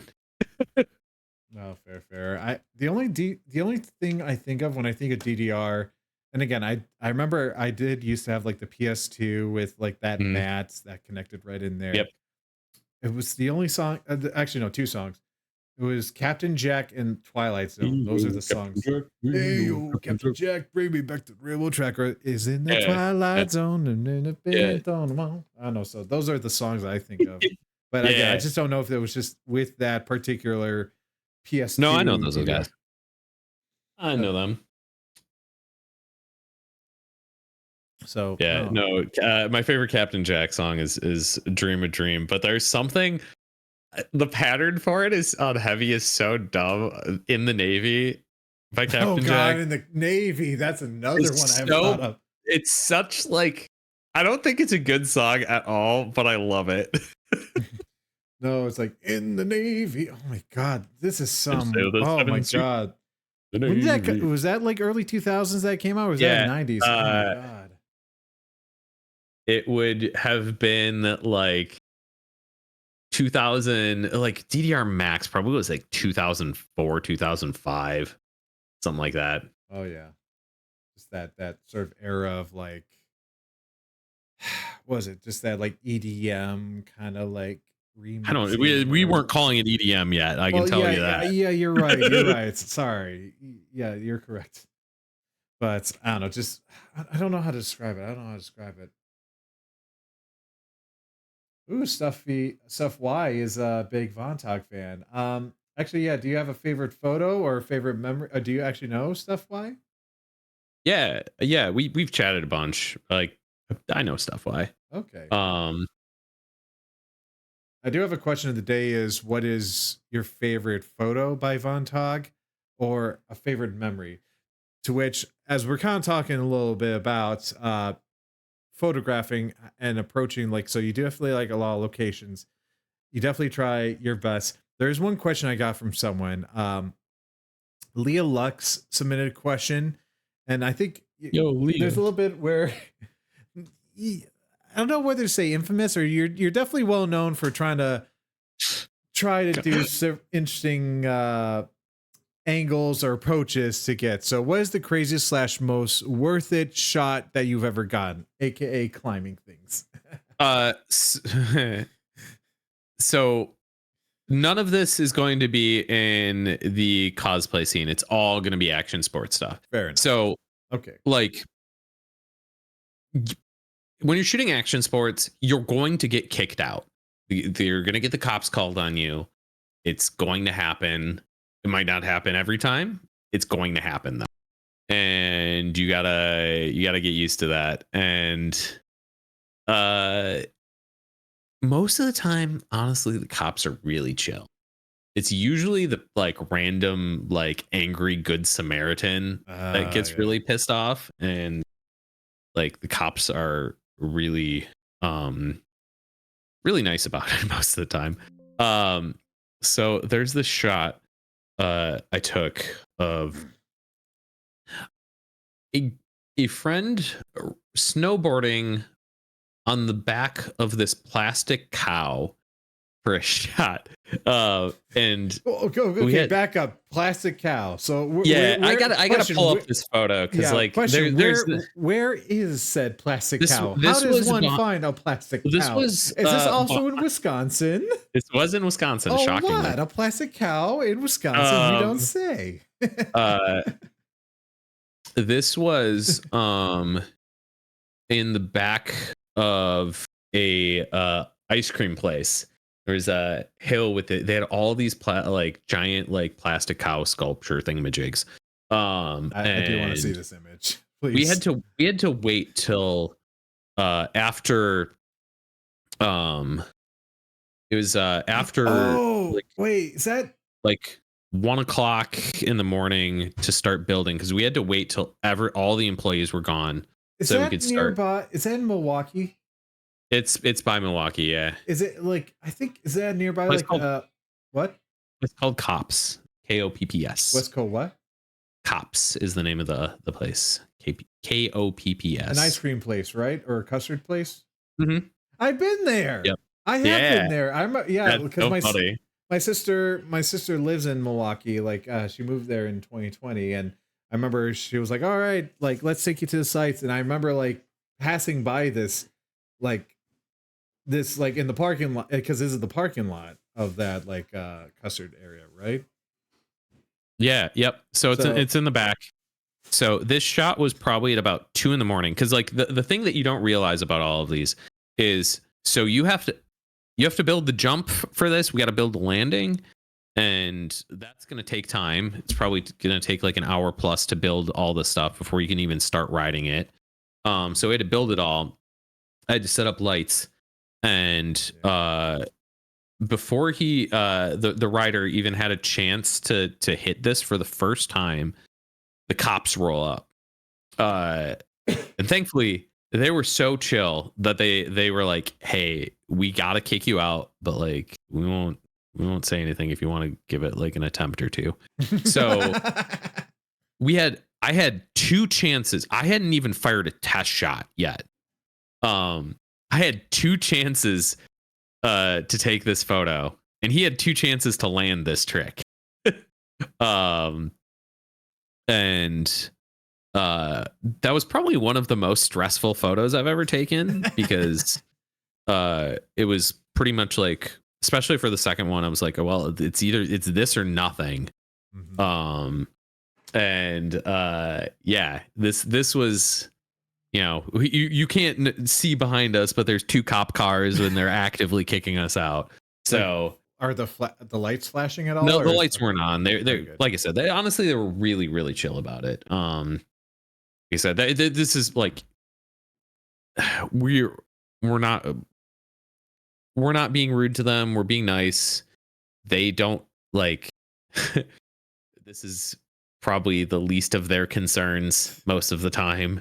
It's just a bunch of dumb people doing dumb things. Well, So, actually, it's kind of funny enough. I do have a question that kind of relates a little bit. mhm. But it's kind of funny enough how you mentioned about cops, because that was how like my first photo shoot for cosplay kind of started a little bit. Was that did I ever tell you this story? I don't believe so. At least it's Uh, not ringing any bells to me. I might have told this story on previous Snap and Chats, but long story short, let's just say it was a Fallout shoot that was near my workplace, because the studios was used to be sort of like an old factory, and they had still some areas in there that was kind of like cool vintage kind of looks in there.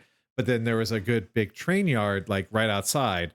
And so basically, I'm like, all right, let's get some photos like outside by the train yard. And I wasn't having the cosplayer like on the tracks at all. I was like walking along near the tracks, if you will, or Yeah. just in the open area. And we were about to wrap up the shoot.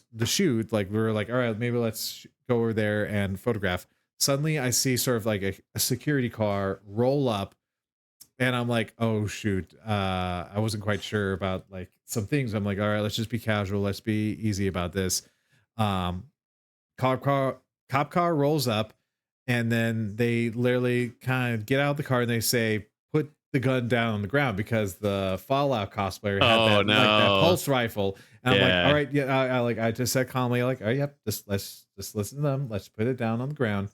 I even put my camera down on the ground as well. And then the security guard comes by, is like going over there, is like, oh, is that a, like realizes, wait, that like something's weird about this. Is that like a prop? And it's like, yeah, it's a prop. Oh, that's kind of cool. And yeah, we're like, yeah, we're just taking some photos. It's, Fallout. It takes place in sort of like a abandoned kind of like location. We thought this would be perfect. And they're like, oh yeah, because we got a report from one of the train cars that there was someone in the train yards. And usually when we get that report, it's either, kids with paintball guns trying to shoot the train cars or what have you. I'm like, and we're like, oh, that's interesting, very good. And I'm like trying to make sure, I'm like, let me try to eject the memory card in case they want something, they want to get that removed. Yeah. But no, they were kind of nice, they're very cool. And I'm like, all right, let's get moving. But we realized we left something like up there, like I don't know, like one of the cosplayers props or something like that was Mhm. like left up there. So I'm like, I'll just go up there myself, you can stay down here. I'm like, I go to the, security's like, we realize we left something, we're just gonna grab it and we're gonna go. And we like, again, as long, again, you just gotta be, it is like that intense moment, but as long as you stay calm under pressure, and for lack of a better word, play dumb, that usually helps. Yeah. Yeah. I No, it's a questionable strategy, but I do believe in oftentimes asking forgiveness and not permission. Mm. Um and but like on the same token, it's being really agreeable in those situations. It's being understandable. If someone's kicking you out, you don't fight it. You're just like, I get it. Cool. We're Put headed your head out. down low and just be Yeah, you respectful. go. Yeah. Sorry. Yeah, didn't know. Okay. We'll leave. Yeah.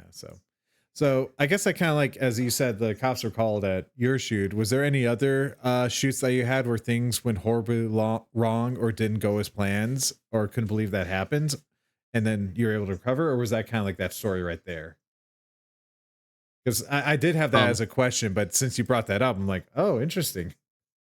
trying to think. Or unless you have another Um one, then that would be perfect.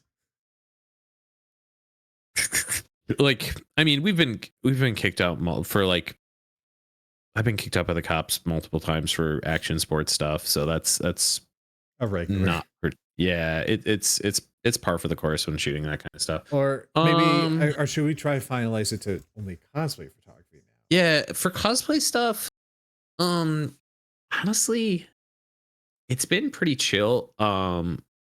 We've been kicked out of locations before, but it's always been like pretty tame. Um One of the more annoying ones was getting kicked out of a location that doesn't exist anymore, that used to be by Anime Milwaukee. Mm, Um and I got one photo and we got kicked out pretty much instantly. Thankfully that photo was freaking cool. mm. But I still am like annoyed because I had planned a full shoot with someone and I had so many ideas in that location, and got Oh, there, did one photo, and then was like, oh crap. I gotta rethink everything now no, and yeah. shoot this at a different location. That was a paid shoot too. So like Mm. So that we had to extra pressure right there. yeah, so I had to pivot and be like, crap, how do I make this work now? I gotta rethink everything. And I was able to pivot and come up with stuff. But yeah, it was not it was not the most fun situation uh to be put in, where it's just like, well, all of my ideas are now gone, or at least all the things that I came into the shoot with planning are gone. Mm, no, fair. Um, so as kind of going into a few sort of open questions that I have here. So I guess as you're talking about like trying to pivot and think, I know a lot of people's like one usual question I do have, which you can like answer, what's the thing about photography that you enjoy the most? But then to follow up with that, what's been the hardest lesson you learned on your photo journey? So kind of like that bit where it's like, what do you like about photography? But then what if has been something that, you Okay. know, made you So, and this is why I find working with people to be my area of photography, is because the thing that I enjoy most is getting a photo back to someone and they love it. Like, that's the best feeling. Um it's what it's what I do, like a huge portion of what I do this for. I love, like, and that's okay, we're in cosplay photography. We're all big huge nerds here, right? We all are passionate about this thing. Otherwise, why would we be here? Like, it's not that you can't make money in cosplay photography, but relatively speaking, there's no money in cosplay photography. I can make more money shooting one day at a wedding than I can shooting like 3 cons worth of cosplay photos. Hmm. It doesn't make sense It just to helps be maybe. doing It yeah, helps me either cover like whatever expenses you're yeah. paying at the con, whether at the Yeah. vendor hall No, or no, what have totally. you. Like, but like, what I'm getting at is the core reason we're all in this is because we're passionate about it. We love the characters, we love the media, all that stuff, and being able to connect with someone, shoot a character that they like, that I like, and get something back to them that they love. It's just awesome. Like, uh, it's just a way to express, you know, all sorts of different passions in one specific thing. Uh, I just find it really rewarding. Um, on the flip side, one of the more depressing things is when you get back someone a photo and Mm. they you can't tell whether they ever liked it. They don't do anything with it. They don't really say much. That can be one of the more depressing things. Is like, because like, I don't know. Maybe people think that I'm doing these photos just like entirely for me, and it's like a selfish reason that I want to take photos of people. But like, that's not. I mean, yeah, I guess there's a certain degree of it being for me, but like the almost the more for me part is getting to enjoy getting back, giving a photo back to someone. That's what I get so excited about. Mm. Uh, yeah, I've had, and I'm sure you have had this too, where there's plenty of people where like either they're bad at expressing it or they don't really care for the shot, but maybe for something entirely outside of your control. Um, but sometimes you just give a photo back and you're just like, oh, hmm, Yeah, I know sometimes fail. like I've heard some things where it's like, they do appreciate the shoots, but then either it's just something within them where like, as much as I appreciate these photos, I just don't feel it could be something with them, whether it's just a body image kind of thing for Yeah. their end, or whether they also are just not good with social media and all that stuff. But it is this kind of like this a is why I get really leery on duos, or not so much duo shoots, but like group group shoots. groups or uh couple cosplay photo stuff, Mm.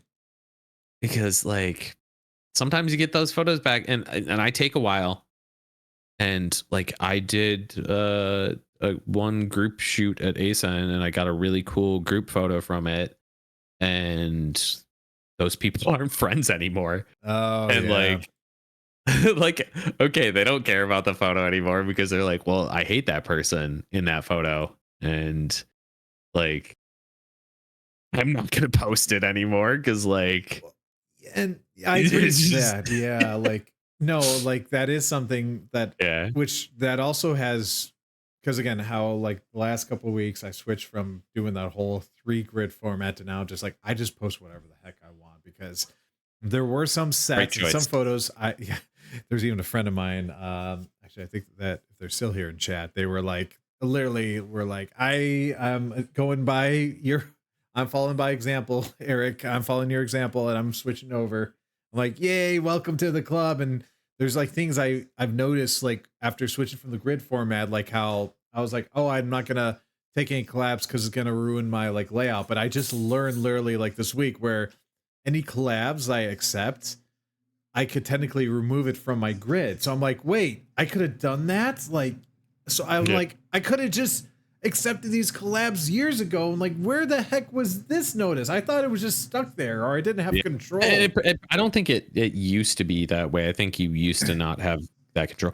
I think I think that what you should learn from this is that and this is easier said than done, but being less precious about your social media stuff is probably valuable. Yeah, Um, exactly. because like I was there. I was trying to do the three grid, and honestly it burned me out, and it made me I was editing photos that maybe I wouldn't edit because there was two great shots from a shoot and not a third, and I'm like, well, I need a third, so I guess I'll edit this one. And just like, it was putting me into a place where I wasn't enjoying it as much. And I mean there was a whole thing there because that happened over like COVID time periods too, where I just got my feelings on photography got really burnt out because feelings on photography were pretty low during COVID, and I'd get photos back to people, and they didn't care at all because like their cosplay photography desire was so low over COVID, where it was just like, okay, well, this sucks. No, That's a multifaceted thing, no, I but know. yeah, switching off the three grid in on Instagram, I think is the right choice. But As much as I did like the look of it. yeah, because it's like it was that bit. It was like, all right, gotta think of the post. What do I do there? But now it's like, all right, now I don't care anymore. And so like photos that I wanted to post, I can now post. And I also felt like it was awkward to be like, all right, well, I already posted this set. And like say for example, like, oh, I did a Fallout shoot and I wanted to repost it, but it feels awkward to repost. So now I'm like, but as I said, now I don't feel that limitation like I did Mhm. before. So I'm happy, and again, I feel like I'm not having to adhere to a schedule either. Like honestly, it's like I'm posting whenever. It's like if I'm Yeah. posting more in the morning, and again, I get to experiment, see what it is. But I'm like, I'm kind of just. I feel a weight is off my shoulders after I made that switch and transition. So it's like it took me. It was funny enough. I used to post like a set like 15 photos, so it would be like 3 photos for every 5 days of the middle of the week, and I thought it was like a photo showcase. As I said, it was stupid when I started up, but how I've adjusted, and I'm like, if the algorithm's not letting me care, I don't care anymore or whatever. So I'm happy to move on from that and what have you. So it's just so good, and it does feel free. Um, so yeah, so you answered the question about photography. What do you like most about it? And as I said, even then, like the people that you send the photos, sometimes they're not even good with social media. Like I definitely know I see people that post all the photos in just one post and that's it. And I'm like, don't you want to spread that out or something like that? Yeah, That's I'm conflicted. Sometimes I'll usually post like a handful of photos, or not usually, but I'll still sometimes do that, especially if I have a lot from one set. But yeah, so. This is always a general question that I always feel like a lot of people do ask, but it is still a good question to ask. Um, King is asking, what do y'all prefer, flash or natural lighting? Vontog prefers natural lighting. the I was natural light, but now I'm to flash. But now I'm like, can I find a middle ground in between them? To which that's been a challenging battle for me. What about you? Um, so yeah, like, so you talk about like doing cosplay photography, doing a lot of sports actions. Is there a subject or genre that you've never done but you want to try to get into? Like any curiosity at all? I I mean, you also mean, done weddings as well, but obviously that yeah, was more of no, a. that was entirely a money thing. Let me think here. I mean, in I really do like landscape photos. I find I'm a nature lover just in general, so I find taking those photos to be very enjoyable. However, like I I feel like there's a commitment to like travel Mm, that would need to happen for me to truly spend much time in that realm of things that just is never going to happen for me. At least not at this point in my life. Maybe when I'm significantly older, I can justify that, but um it's just not where I'm at right now. Mm, fair, fair. So just kind of just doing what you're doing now, and that's completely fine. Raptor, hi, how are you doing? Raptor did redeem a hydrate, so which I'll hydrate myself. If you want to hydrate Fontok, go right ahead.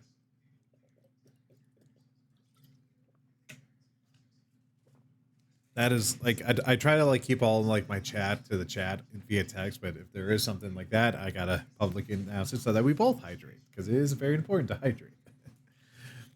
Um, so okay, so if you're kind of fine with where you're at with the action and sports photography, I do have like the usual questions like what is a shoot or location that you want to do, which that's kind of the question that we usually. Oh, do you need to take a break? Yeah. All right, Yeah. we can take a break. How about Yeah. that? I'll be back in 1 minute. You sure? So Or we can take a 5 minute yeah. break if we're No. fine with that. You No. sure? Yeah. All right, perfect. Me- Sorry. Be right back. My notifications are weird. I'm sorry. Oh my god. I'm sorry. All right, Ignoring me. I'll just switch. I'll just switch to just me photo editing. So okay, don't worry. All right. Hello. How's everyone doing? Hope everyone's good and well. Just that stuff. Yeah. So yeah, working on some Malice cosplay photos. There's a raptor indeed. But no, I think the stream's going pretty well. Good. It is that bit where it's like, oh shoot, I always kind of keep forgetting about that a little bit there. Uh Other times it's been good, but it's like I'm like, do I take this? Actually, you know what? Let me see. I'm kind of curious actually. Do I take a quick break or again? I'm used to like doing long streams and what have you, but no, I think the stream's going well. It's very nice. Yeah, again, getting into some deep topics about cosplay photography that I don't think we've had before. Did you solve the multi-screen share thing yet, or still doing? So thankfully with Raptor that oh not Raptor. Thankfully with Vontog, they're not streaming on their end. So I actually maybe I could do this. Actually, I'm just having the voice call with him, to which he has the Twitch stream up, so they can see what I'm editing and all that stuff. So as I said, like it is kind of nice having that like stream together set up with you, Raptor, and what you and with Maple Glades was nice. But oh my goodness, thank you, sweet. Oh, this taco salad looks delicious. That's all right. It's all right. This is perfect. That's all right. It's all right. It's all right. Honestly, it's probably good because I got canker sore and spicy food is. Um, that's all right. Maybe some Caesar. Or well, you threw some sour cream in there, so I think I'll be perfect. So thank you, love you. Uh, Raptor says, say hi to Nicole for us. Haley says, can I have some? Everyone says hi, Nicole. Nicole. Everyone loves Nicole. My my supports here and all that stuff. Hello, hello. She says. Um, but no, yeah, no. I as I said, it is kind of good to have those like little setups, and I think it is kind of good with the interaction with both the people. I have been born anew. Okay, okay. You're back. I'd like to see the baby. Oh boy. All right, hold on. I'll switch you. I'll switch you to full screen, Von Talk, so you can talk, ramble a little bit how it's Cool. going, while I get one of my children, whoever's the closest one. Give me a second. Sick. Sup, chat. How's it going? You're watching me edit the slowest I possibly can. We have made it from retouching to dodging and burning over the course of like 2 hours. this is the speed of Vontog right here. I'm doing it slower than normal, but it is hilarious. It's been hilariously slow. Turns out I can't ramble very well and focus on my photos at the same time. Who knew?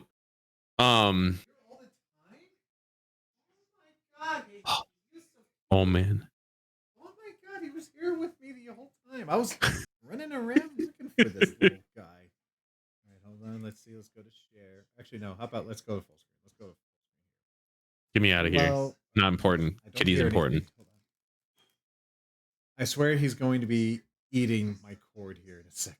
All right. Delicious. All right. What you talk about? What you talk about? Nothing. Fine. Fair enough. Oh, just some audio science. But yeah, we have my little Mr. Hinky Panky. Everyone wants to see the Hinky. So I guess he was here the whole time, honestly, because I like went out, ran out. I was like, where the heck is he? And then I just saw him like walk out of my office. Like, oh, were you just hanging here the whole time, buddy? Oh, okay. Hold on. All right, I'll get you a treat. Now is Hottie gonna come over here? I bet Hottie's gonna come over. Yeah. Don't worry, buddy. Don't worry.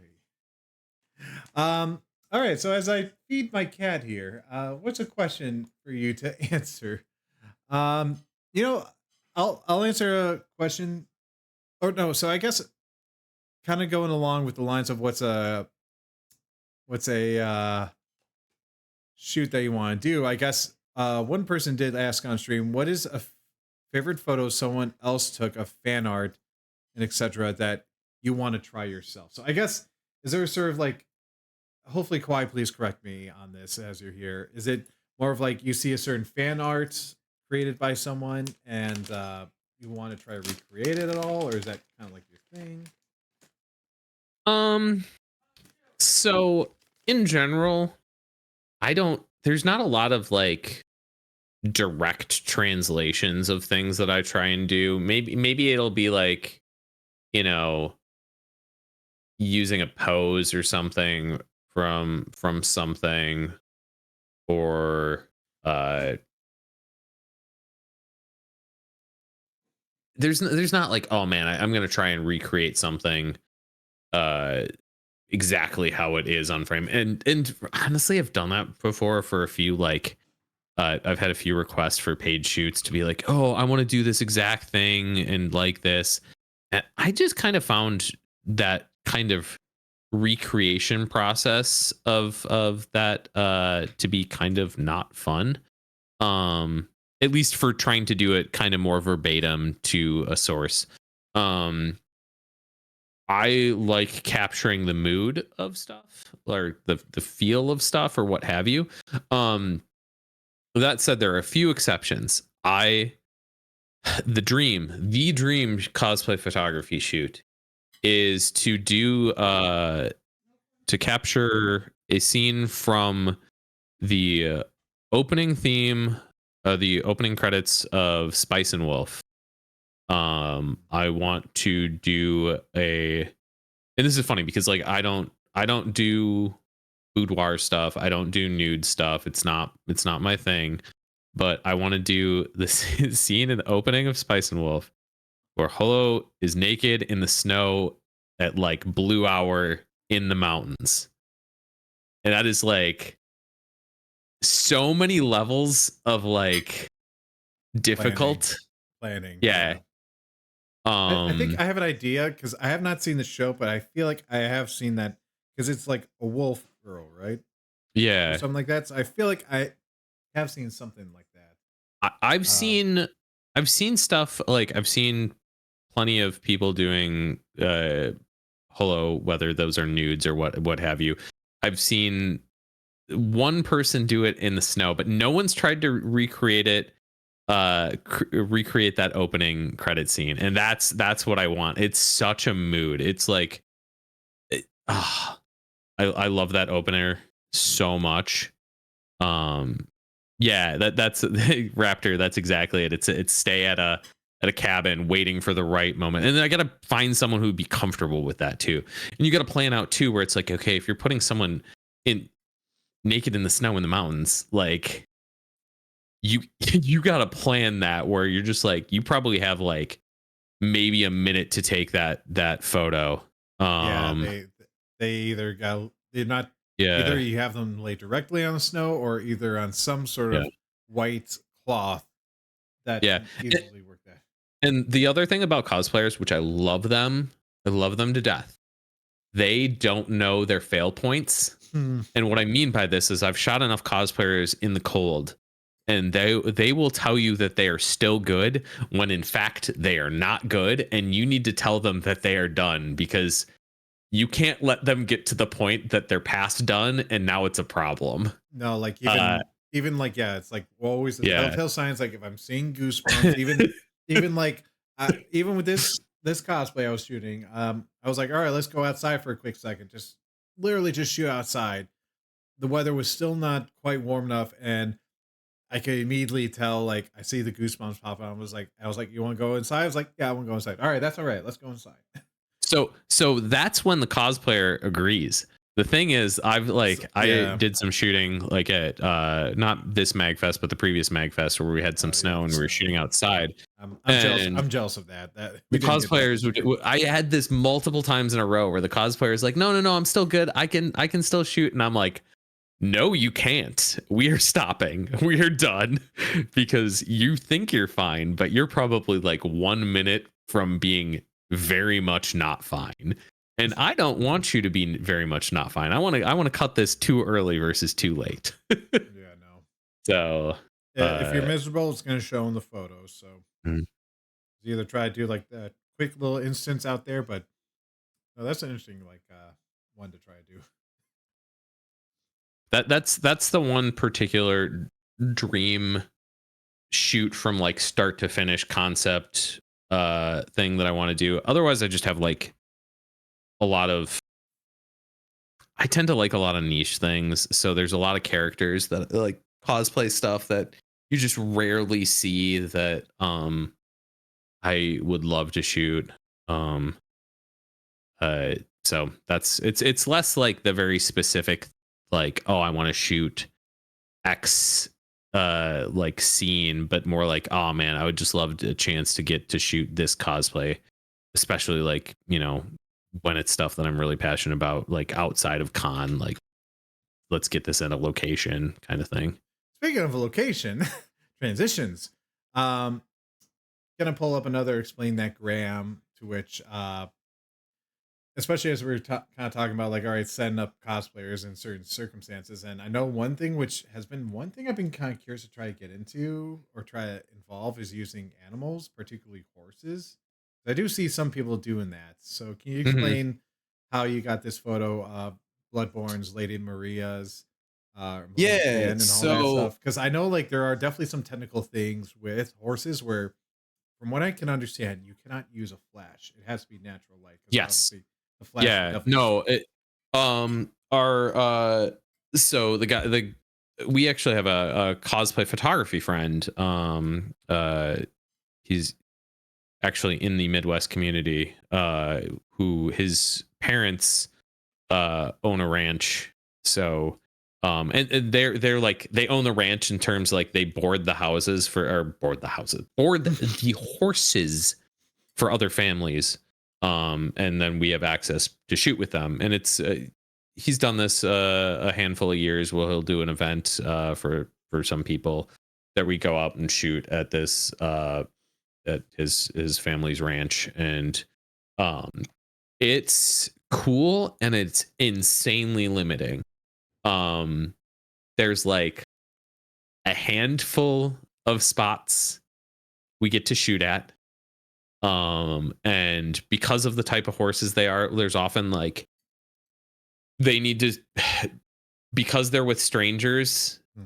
that they don't know, they still need to be in eyesight of the barn at all times, because then they'll start getting antsy if they can't see the barn, and then they're with people they don't know that can freak them out, which we don't want. We have to sign waivers for all this stuff, of Oh yeah, course. obviously. um uh and you trying to get like for this shot, I probably this is a lot of like spray and pray kind of thing where Yeah. like, you know I'm setting up a framing and I'm going, I gotta make sure that I'm like getting one shot here, so I'm just shoot, and I'll go, I'll get back on the computer and we'll see, one of these has to work out.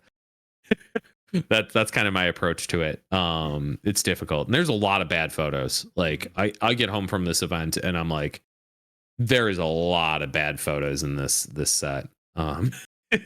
So you said it was events. Were there other cosplayers involved Yeah, as well as yeah. So it was photographers probably like covered? an event with like uh it's very much like it's at his this guy's parents' place. It's very much invite only, which I get if you're inviting No. people over to your your parents' place for this is you're not exactly going to open things up.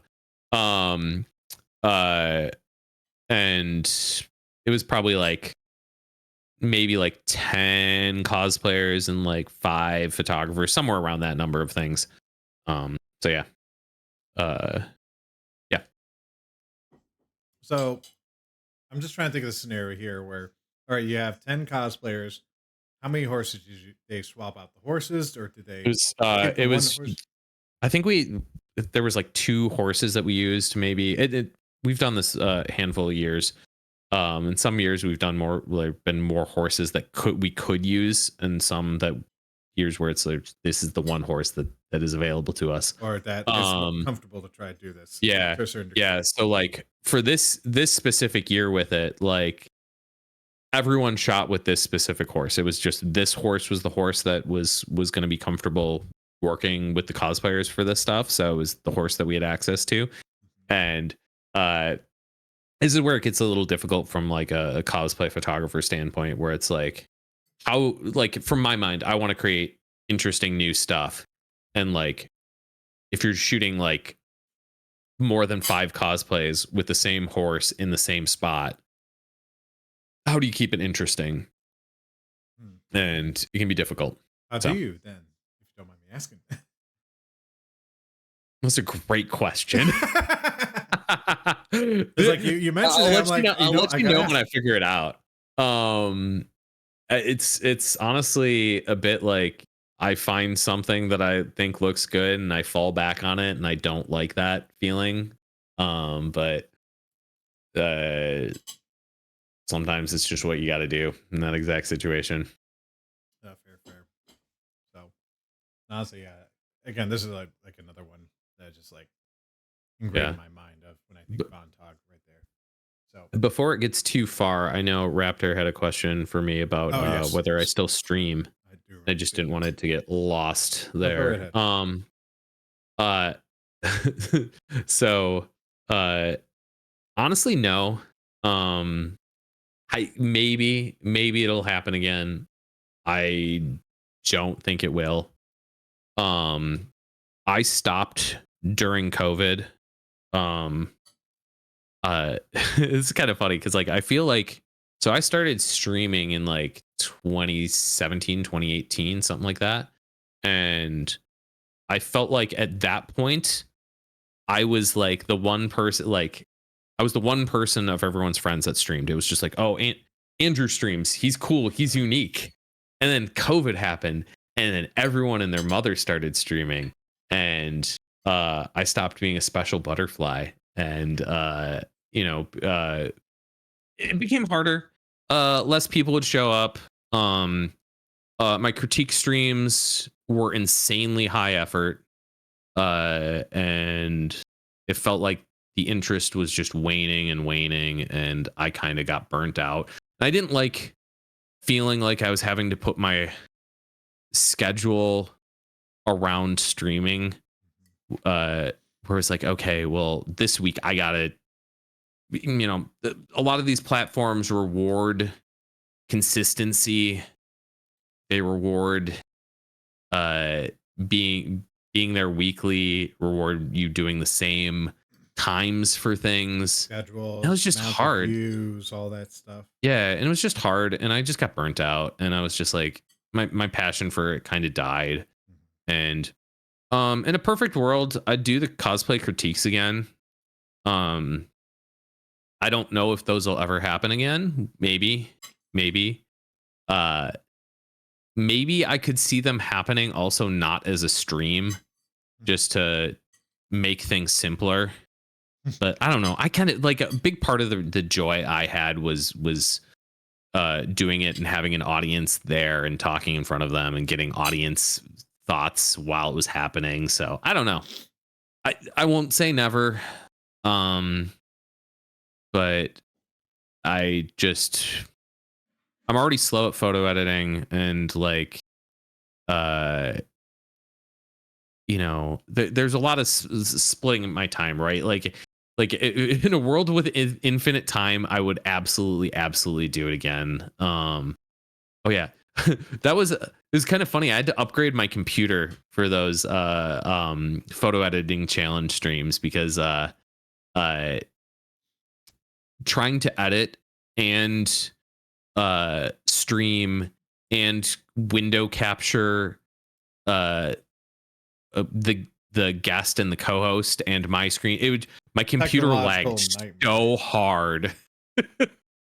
um so I had to upgrade my computer for the streams. Oh, But sorry, yeah, so I scarfed out my dinner quickly. oh, you're so fine. Sorry.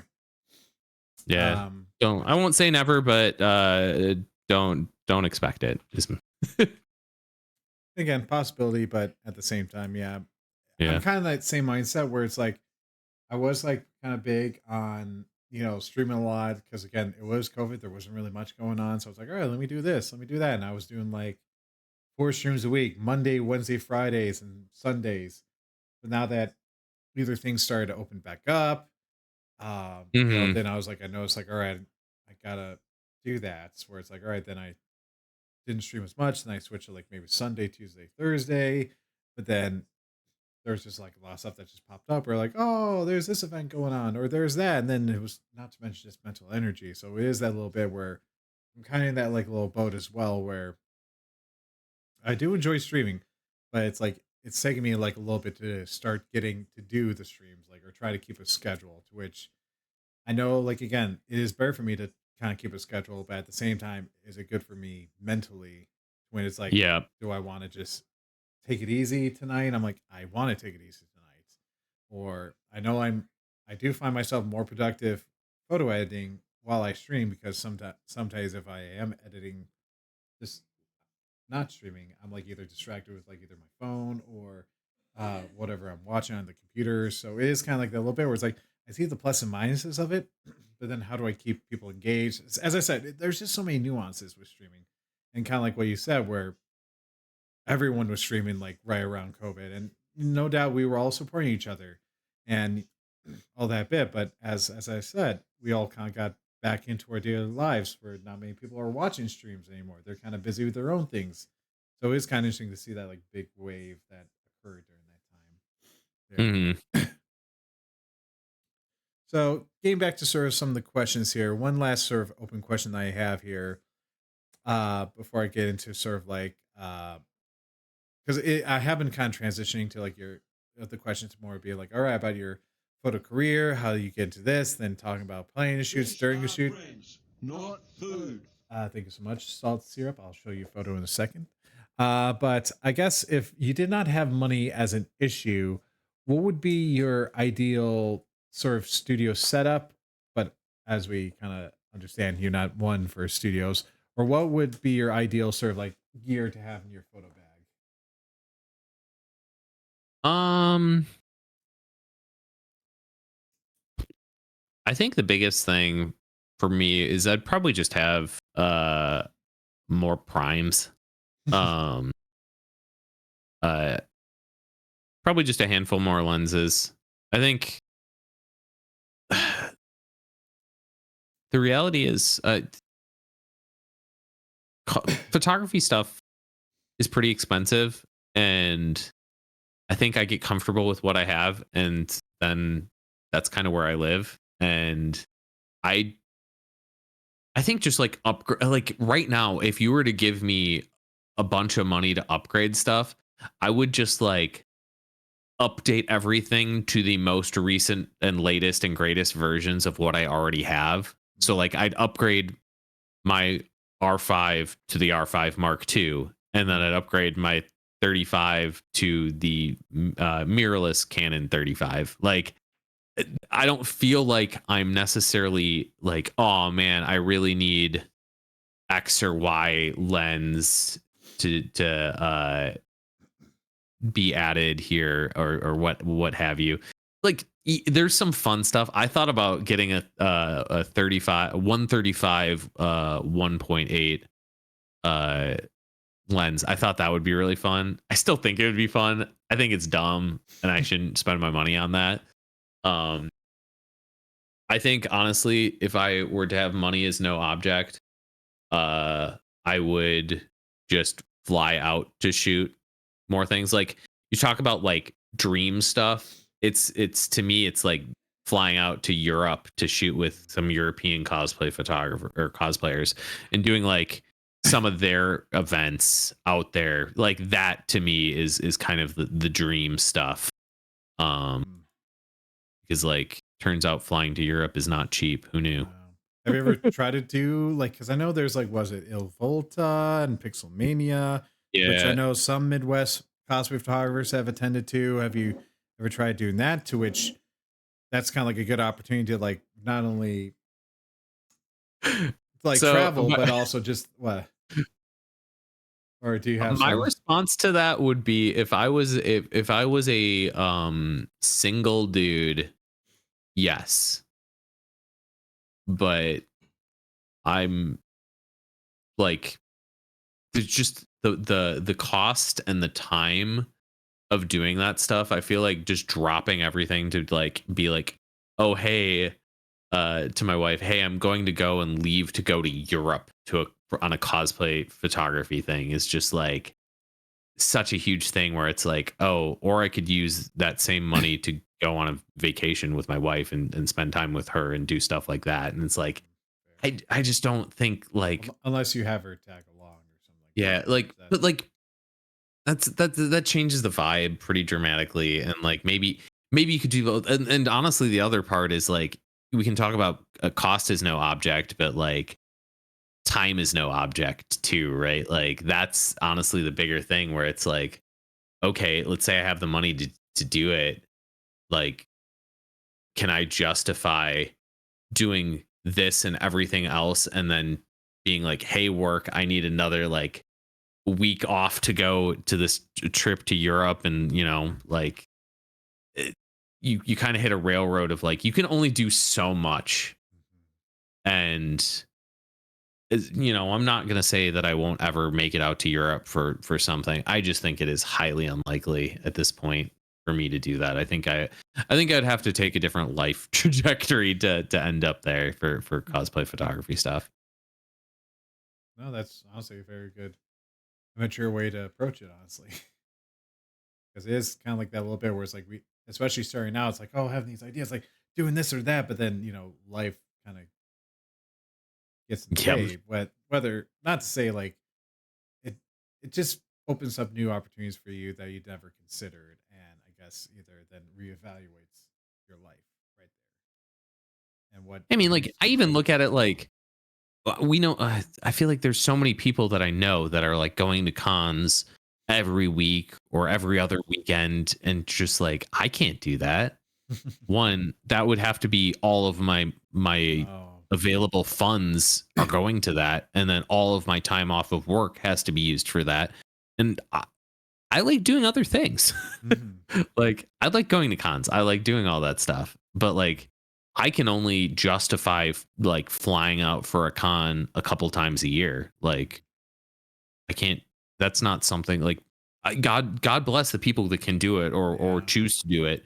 Like I'm not shading those individuals at all. It's just with my life where I am financially and what I choose to spend my time on. I just can't justify doing more than a couple times a year for that stuff. Yeah. No, that's fair. Like it is. Yeah. No, I agree. Where it's like you do kind of wonder, like, oh man, how are you able to do so many cons? Even some people I know, I wish I had the PTO for it. um. Yeah. No. Like there are some people you are amazed, and like even some friends talk to me, be like, how does this person travel so much? I'm like, I don't know. Like I don't know sometimes, how young individuals can afford to do some of the traveling that they do to how many cons that they go to sometimes it could be because like I'm that. like when I was their age, I did not have the money for that. I was Either. like, I'd go to like when I was like 20 in college, I had like money for like two cons a year, maybe. And with that, we're like stuffing like 8 people into a hotel room because that's all we could afford. Mhm. And then, like people would be like 20 and they're like, oh yeah, I'm doing like 12 cons this year, flying out for this one and this one. And I'm like, what? How? What? I don't know. Sometimes like there are some factors where it's like, oh, can you save that money? It's like, well, they're living with their parents. I know that's one Hmm. factor that might help them there. But as I said, there's just different factors that one doesn't know. And Hmm. it is that bit where it's like, again, you can't compare yourself to their Oh, lifestyle. You just totally. got to compare to your lifestyle, what have you. So no, that is kind of good there. So as we're kind of going through, we've talked about, how you prep for shoots, how you handle shoots. Now we're going to the post part of photo shoots. What is your usual process of whenever you're done with the shoots? Um, how do you decide what photos to edit and all that stuff? So tell me about your process there. So I have said this many a time. If I could remove one aspect of cosplay photography for myself, it would be culling. Yep. I hate the culling process. But here's the problem. Here's the problem because I am who I am, who is an individual who is particularly anal about my editing process and about picking and blah blah blah. If you were to tell me, "Oh, hey, we got a guy, he'll do all your culling for you," I'd be like, "No, no, he won't. How do I know he's going to pick the best photos? No, I don't trust." Like like that's the hard part is like the reason why it's hard is because I feel like I need to really think through everything to make sure that like so as you can see I'm slow at editing, so I know okay if a photo is going to take me 2 hours to edit with my process, I want to make sure that I'm picking the right photo, whatever that means. So that means I'm going to be excruciatingly, or I'm going to agonize over what photo I pick to edit because I don't want like it's not like oh man, I guess I'll edit both of them and do 4 hours of editing. Like that's not going to happen if they're two similar photos or like there's a decent chance where it's just like okay this is going to be the one shot that I edit from this shoot for probably maybe ever but maybe for like the next month and a half that's all I'm going to have edited from this shoot, so I want to make sure it's the photo that I really want edited, Mhm. and then I spend so much time culling, and so yeah I hate culling so much. Mhm. uh No, I'm thankful like I have some programs to help like they don't call, but they at least label and mark folders or at least the photos. So then it's like, all right, that's at least something to help me like narrow down quickly to that degree. But I think what's also been good, and again, like as much as I talk about like switching between natural light and flash, I've noticed that I don't have to call as many photos with flash. Sure, I am limited with the number of photos I take, but at the same time, it's that same bit where words are escaping me right now. I've noticed like whenever I do natural light, I feel like I have the freedom, like I take as many photos as possible, and I notice I wrap up more photos to take. While with flash, I've noticed I've been more concentrated. I'm not having to worry about any out of focus shots unless they're very obvious. So it is kind of like that little bit to that degree there. So it is that little bit where I don't know. I've sort of found the hits or misses, if you will.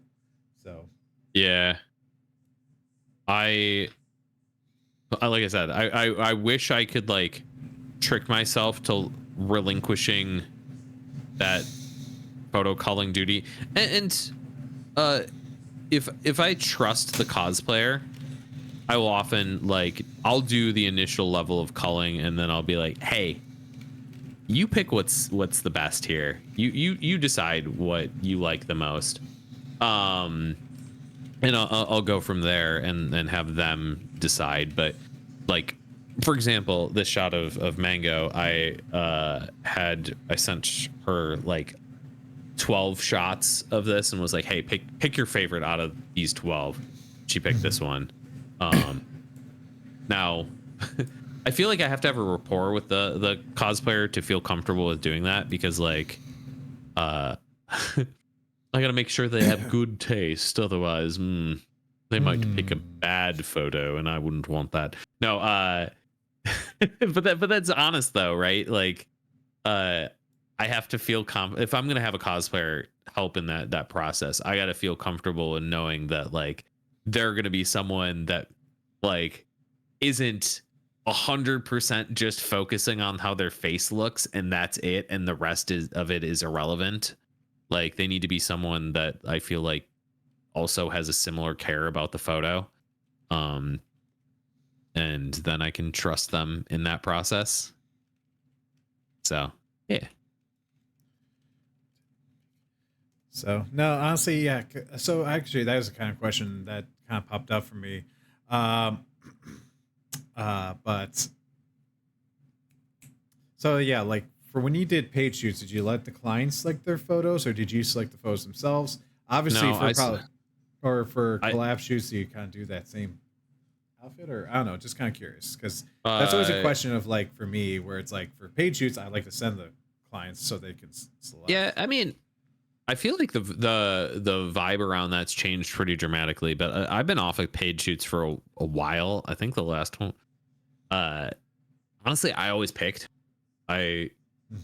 was kind of like, sometimes if I was really indecisive, I would have the client pick something, but honestly, most of the time I'd kind of go like, we'd quick go through the photos during the shoot, right? And I'd get a vibe for what they liked and what they didn't like. Yeah, yeah. Um, I think if I were doing paid shoots now, I'd probably be more likely to ask the client and send proofs and have them pick.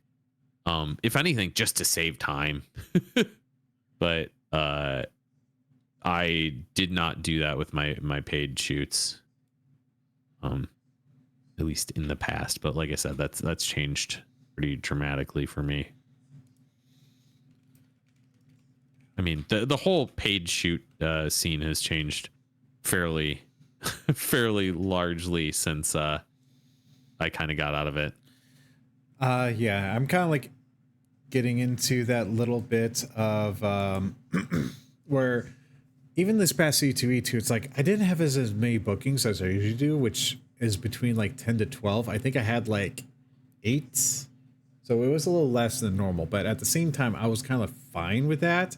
So either one, I could enjoy the con, but then it's like I want to try to start, but slowly, like introducing, like, all right, I'm just fine with like collaborating with like close friends or what have you, and just trying to introduce that. And even for like Ace and that's coming up, I'm like, my bookings are kind of getting a little busy for this one day, but either maybe this other day I might try to see if I could do like collab shoots. And again, I just keep the close friends because I just don't want like, random people to slam into my DMs, if you Yeah. will. But just like that bit where it's like, I just want to experiment, have fun, chill out. And again, that was even what I did at MagFest, where I did have a few bookings, but since I'm still new to the East Coast area, and I'm still trying to like network or work by doing all that kind of stuff there. But it's just that little bit where again, I knew some people that were going to MagFest, and I was like, hey, Lisa, funny enough, do you want to try to do a quick shoot here? Hey, Dueling Pisces, who used to be in the Midwest, hi, it's good to see you. Do you want to do a quick shoot or something like that? So it's just that little bit of I don't know. As I said, I just try to find little opportunities to do some quick collabs, especially for these out-of-state cons, just so that one, Yeah. I'm getting practice in this location, so that if I do go back to said location, I at least know what to expect. / also have content to show for it. So if I do go back to Dragon Fest, or Dragon Con, which I want to try to go back, but that might be next year. So it's that little bit where I'm like, at least I know what to expect coming into next year. Sorry, I got a little bit all over the place. No, with you're that one. fine. So this kind of hits on something, which is one of my favorite things about shooting is having it like, so I've always kind of talked about my shoots is like it's just as much about hanging out and having a fun time as it is about getting cool photos. Because not like I'm not driven entirely just on the like I gotta get a good photo and that's the only goal. Like I want it to be fun. Mhm. I want to hang out with people. I want to either shoot with people I'm already friends with. That's honestly most of my shoots these days. I'm trying to shoot with people that I'm already friends with, or when I am shooting with people that I don't know, they're new to me, or what have you. And uh, uh, I want it to be, hey, I'm getting to know you. I would love for us to leave this shoot and you feel like, hey, that was a fun time. I got Mhm. to know this guy. We had fun. We talked about things. It was enjoyable. It wasn't like cold. It wasn't just we got in and he took my photo and then we were done. I I don't find that to be an enjoyable thing, and it's not what I'm looking for in photography. I think Um, I think that has a number factor that some people don't think, where it's not only just trying to get the photos, but just give people a good experience. Like, and again, that's why I'm always, for like my shoots, I try to have a conversation a little bit, and especially if we're walking to location, then it's like, oh, how's your day going, or talking a little bit about certain things, and just to get to know them a little bit. So I feel like that those like little nuances, like even though you're walking to a location, like those are the moments to try to connect and try to build a repertoire, if you will. So there, and I think that is just something that people appreciate as well. It's not just giving them a good time or good service, and mhm. not just being too That's like focused on it is definitely going to deter that, I suppose. just that turn of phrase, have that as your slogan, be like Vontography. I'll give you a good time. Shoot, Don't I phrase did. it like that. Yeah, I realized. Yeah, I was like, wait, did I say? At the moment when I said, I'm like, I'm not going to acknowledge it. I'm just going to keep going on. I'm like, No, no, oh, no, but it no. I'll does. make it awkward. I'll make it awkward. Fair. So, but to salt syrups question, do you find there's less pressure when doing unpaid collabs? And I feel like your answer is going to be the same as mine. Heck yeah, like it's just easy. You don't have the pressure of trying to impress a client, and you're just. I mean, I still get the shoot jitters, if you will, where it's like I still want to make sure that the results from the shoot do go on, whether it is with a friend of mine or not. So, but that's just me. Depends, honestly. So what I will say this, I will be more nervous about shooting with a stranger that I approached for photos, especially if it's someone that I like follow online and I find their work to be really awesome. Like that to me is more intimidating than doing a paid shoot. Okay. Um Yeah. uh As a collab shoot, you mean? yeah, so like it's very funny because like uh one of the things that and I'm becoming more comfortable with it again, but pre-pandemic I was really comfortable with going up to people and asking like anyone, hey, can I get a photo, blah blah blah. And because socially awkward nerd, random stranger interaction is not the most comfortable thing, and it was a very much a learned thing over the years of doing cosplay photography, is getting comfortable about going up to someone and asking them for their photos. And I found that skill pretty much completely died over COVID, over like a year and a half of not exercising that muscle. Yeah. So I had to retrain myself on it. Um, and I'd say I'm still not where I was pre-pandemic. I'm better. I'm more comfortable with it, but I still fight that awkwardness. I still feel like, sometimes that like mildly out of body experience where I feel like I'm being awkward, even though I'm like, don't be awkward, don't be awkward, and then I'm like, I'm awkward. Yeah, Ugh." overthinking it a little bit. Yeah. Versus a paid shoot where it's just like, they know who I am. They came to me. We've talked already. They know what I'm about. We've probably already done a decent amount of chatting, so I know what kind of person they are. I know what they're looking for. Um, uh, for the most part, I trust in my ability to get decent photos Mhm. pretty much no matter the situation. Maybe that's me being a little bit up my own butt, or it could just be that I've been shooting cosplay photos for over a decade. Yeah. Like, so it's not that I don't feel pressure on paid shoots, because I do. It's just it's not particularly a strong pressure. Yeah. You've especially like say for example, like, all right, this is not my first time shooting at, the Donald E. Stephen Convention Center or Yeah. McCormick, where you're like, I know some good quick locations. Now, albeit sometimes I do my scouts just to see, all right, is there any changes going on? Hmm. If there are, but usually it's like, I know I want to do this shoot over here. I want to do that shoot over there. So if you're able to cover that part, then you're Yeah. good. The, Definitely it's like, the one area where it starts to get stressful is like, okay, let's say it's a con where 90% of the good locations are outside, and it mhm, is just downpouring. You can't yeah. shoot outside whatsoever, and then you're just like, I, then I'm kind of like, shit, man, I don't know. But then Then that's I can get pretty stressed. But then that's where flash photography comes in. So as I said, that's where I'm like trying to find that balance because it's like I did realize like this past E2E2, I did not really shoot outside at all. There was only like maybe a couple instances I did, but even then it was like a short, brief moment. All my stuff was indoors. And I think I couldn't have done it as much as I did unless I had my flash work. But albeit again, as Then I there's said, me. I didn't shoot out inside at all at C2E2. I shot only outside. and yeah, exactly. So no, as I said, to that fair point. So the Flash allowed me to do indoor stuff and do some stuff creatively with like lighting, and what have you. But I think it was just also like a lot of the cosplays I had didn't really offer to shoot outside except for like maybe one or two shots.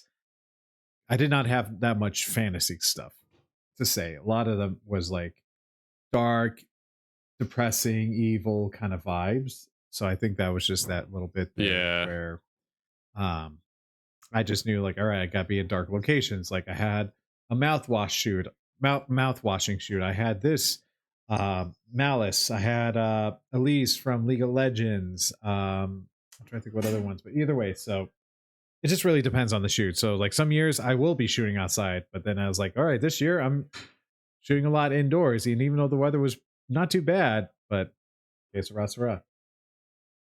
So I'm sure I'll be getting a lot of outdoor stuff this year at ASIN. Well, that's because there's no good place to shoot inside at ASUN. That's also true. Like I do have like a delicious and dungeon shoot that I have planned, and I think maybe shooting like inside the Hyatts, when you're like above a certain amount of levels, where it's like it kind of gives that like sense of a dungeon, but you have greenery, if you will. Does that make sense? I guess, but I mean, if I'm shooting Delicious in Dungeon, there's no way I'm not shooting that in the forest. That's me True. personally, though. True. I just think when I think delicious dungeon, it's both like you got sort of like the architecture, but you have greenery around it. You don't have full on forests, but I mean, Yeah, you do. Go back you- to like the first few episodes. oh, I guess yeah, you're right. Yeah, Yeah, you're right. There there's are those. absolutely a bunch of because the first level of the dungeon No, you're is right. Yeah, like they don't know why there's like they don't understand trees. the sky, but like there's sky there. Yeah, Um, actually, yeah. So I was watching Delicious with Dungeon, and like I've seen a certain amount of episodes. I never finished it, but I got it to a certain point to where they're at the basements, which is like the city or whatever. And my mhm. girlfriend, who hasn't seen it, was like, "Oh, are they out of the dungeon?" And I was like, "No, they're still in the dungeon. It just looks like it." You need to keep going because it only gets better. No, I Only know. gets better. No, believe me. And well, no, as I As said, a manga reader, it is well, I can't wait for season two's content to be well, animated. I know when the characters I'm cosplaying is more from the season 2 content. Mm, yeah. But no, as I said, I haven't finished it, but I'm excited to try to finish it and what have you. And speaking of watching things, especially with us photo editing, sometimes we need some background noise or whatever, what have you. Is there any sort of show that you listen to or any sort of music that you kind of like just try to do it whenever you're in your Yeah. photo edit So mode? I'm a big music listener. Mm. I occasionally, like, if I'm watching something while I'm editing, it's gonna be either like some pretty mindless YouTube stuff or it's gonna be Twitch. Um, so I can't have it be something that I need to focus on because otherwise I will get distracted. It needs to be something pretty darn casual if it's video content. So I listen to music mostly while editing. Mhm. And am a I have pretty obscure and weird music tastes. Oh, please tell. so uh so probably my favorite genre right now or like is probably post rock, post metal. That's what I listen to the most these days. Mhm. I tend to fall into like this weird spectrum of like post metal to like black metal, then transitioning to like jazz, um, and like kind of the combos of that, like math rock. I really enjoy. Uh, uh, yeah, just all over the board with stuff. But it's usually the more obscure, the more I tend to be No, into fair. it. Um, I feel like this label has died, but a lot of my friends used to call me hipster with my musical choices. Hipster But I feel like musical. that, I feel like that label is kind of gone and died at this point. Would maybe indie be a better title because they are sort of like obscure, but they're not any major No, record because I feel like labels? indie. When you say indie at this point, you're expecting a very like kind of specific sound. Because like if Mm, you say indie music, I feel like you're conjuring up a very specific sound to it. fair. Um, but yeah, So but I guess kind of like a little question in regards to like photo editing, because as I said, the one thing that I always notice with your work is just your color grading. Like I'm always admiring like the sort of colors that you use, or just like the tones. Like one of the shots that, which of course I don't have that saved on here, is like actually no, hold on, yeah, hold on. Let me see. No, not that day, Eloy. It's like I'm like wanting to show an example, but it's not one of the examples I had. Shoot, pardon me. But either way, like kind of like how you kind of go for not like sort of like I'm trying to think. It's not exactly monochromatic, but it's very faded. I'm trying to think how the best way to describe yeah, it. I like lifting my shadows a lot in my Yeah. Or photos. I'm just gonna pull up your. I'm just gonna pull up your Instagram. That might be just the easier approach. Yeah, I'm a big fan of lifting shadows in photos, and I think that that can go a long way to giving a vibe to a shot. Um, and I will say, I'm watching a stream, and for whatever reason, your like screen share has like a very yellow filter over it. Oh, that's because I have Flux. Ah, So I only have it disabled when I'm not using I have it disabled whenever I'm using Lightroom and Photoshop, but whenever I switch to sort of like web browsers or whatever that doesn't require any color editing, it switches gotcha, immediately over. So gotcha. that's why everything looks like on my I don't know whether on stream if it looks normal, but on It's your on ends stream. It looks yellow too. it does. Just Oh, like really? yeah, Okay, yeah. good to know. I thought it was just only on my end. No, Okay, no. interesting. But Looks at like the same, someone okay. just So I gotta take note of that whenever I do video game streams because I'm like I do play some games late at night and okay, I thought it was just a screen thing. I didn't think it would copy no, over. no. All right, Yeah. good to know. Good to know. Yeah, it's All like right. bring that over. It's a very different vibe on uh if I pull up my Instagram on this at the Well, same time. because again, I only see I still see it yellow on my end because it's all my screens, but I Yeah. imagine everyone else probably actually. Yeah, my photos. Yeah, you're right. Mine are definitely a lot more yellow than okay. All right, well, all right, hold on. All right, I'm gonna fix this because that's what I also like about this app. I could just be like, all right, disable for an hour. Boom, there we go. So, all right, good to know. Good to know. Yeah, I was like looking over and I was just like, what in the crap is going on? Okay, that was something I never considered. I thought it was just only on my end. I didn't know. Okay, good to know. But no. So as I said, yeah. What photos can I think You of? said, I think you said Aloy, but I don't know. Yeah. Well, funny enough, I was talking about this with like Raptor the other day, where it's like how whenever photographers book the same cosplayer for the same cosplay on the same day, it's like, here we go. So I shot with Phazon, I believe.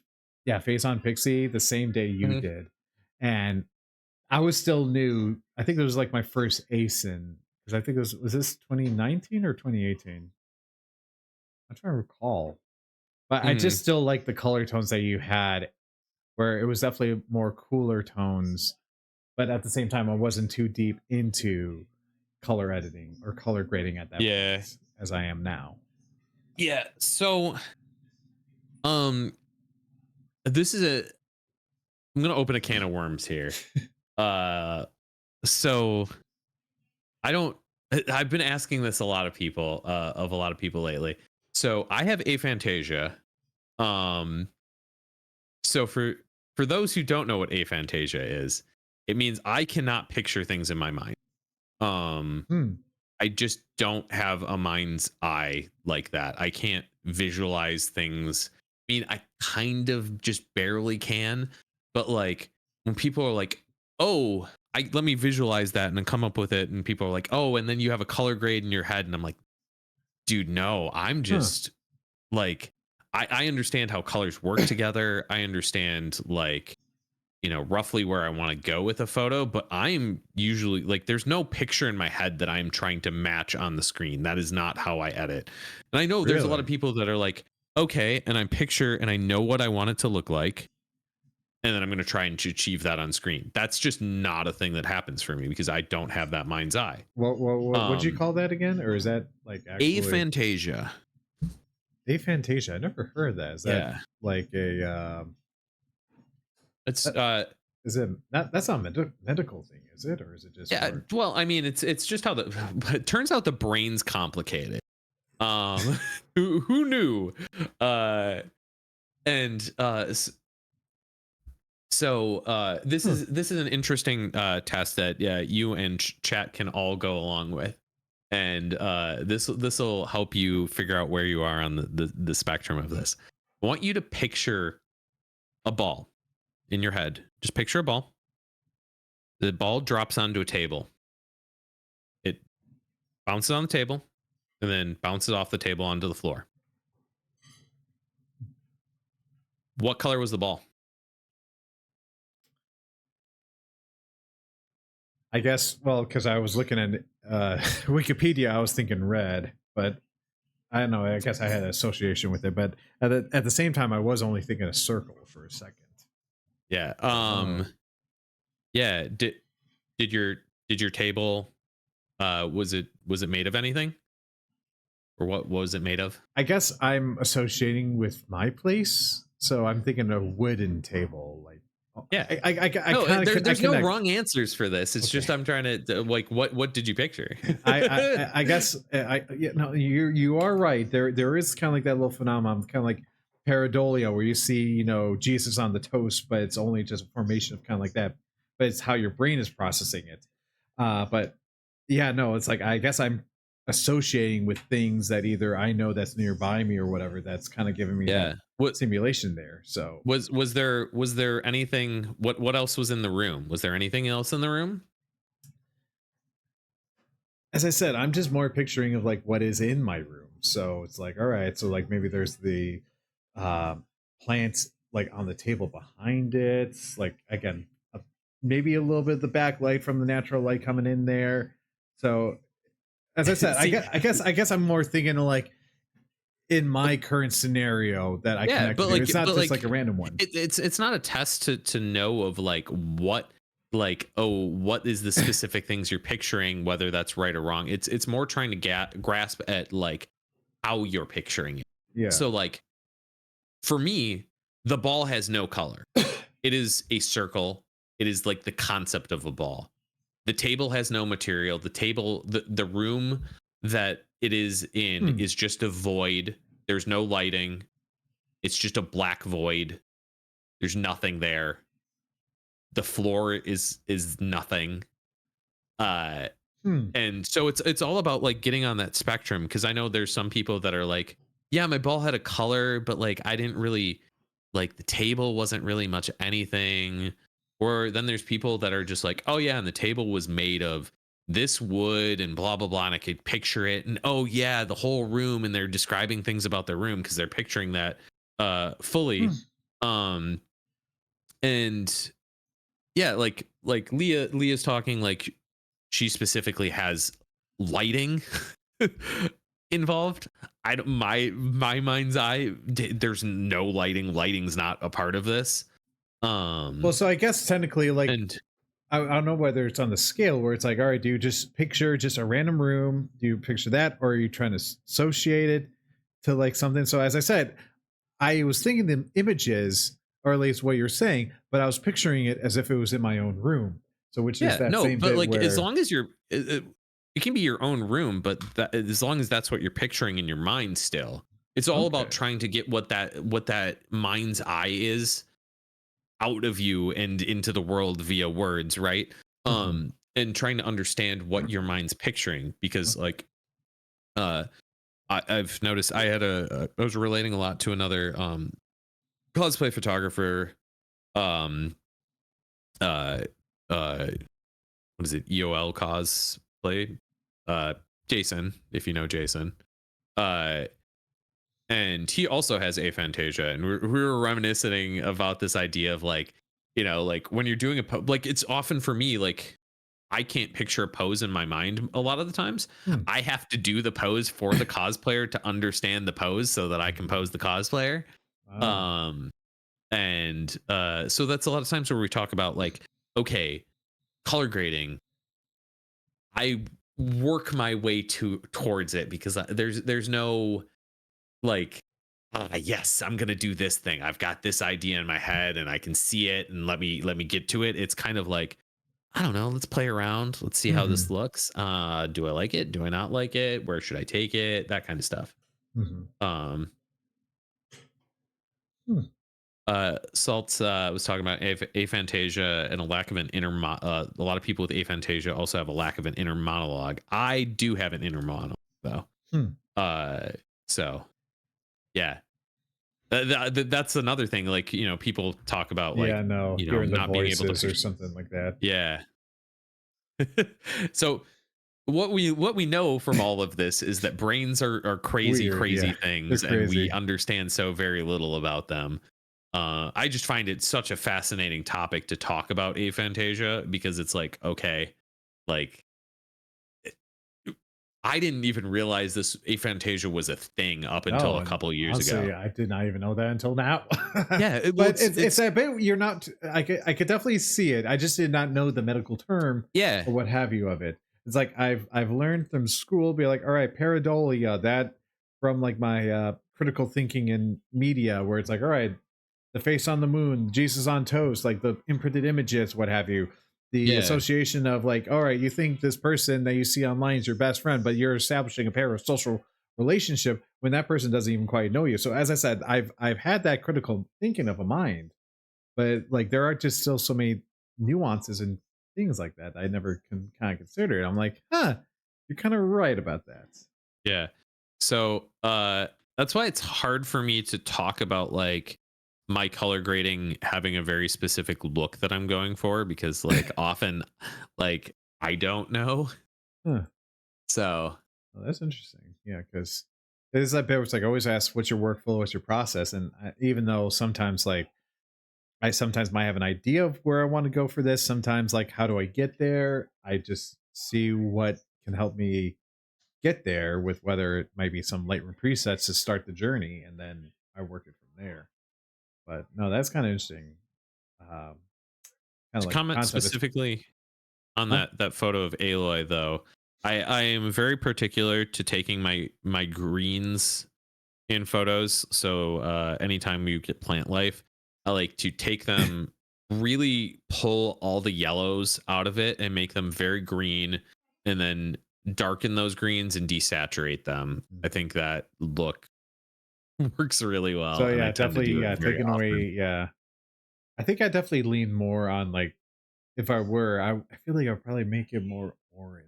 I don't know, like warm, but at the same time, like that would be too complimentary to like Aloy's, orange hair and the leather kind of outfits. So then at least it does strike Aloy out of there. So I don't know. So yeah, so it's more leaning towards like the cooler tones of green than the warmer tones of green and desaturating a bit. Is that right? Mhm. Which is like And blue that's color. just a way I like to handle greens, and sometimes it doesn't work. I had a photo that I edited recently that I tried to do that way, and I thought it looked terrible after I did it, and I'm like, well, never mind. Hmm.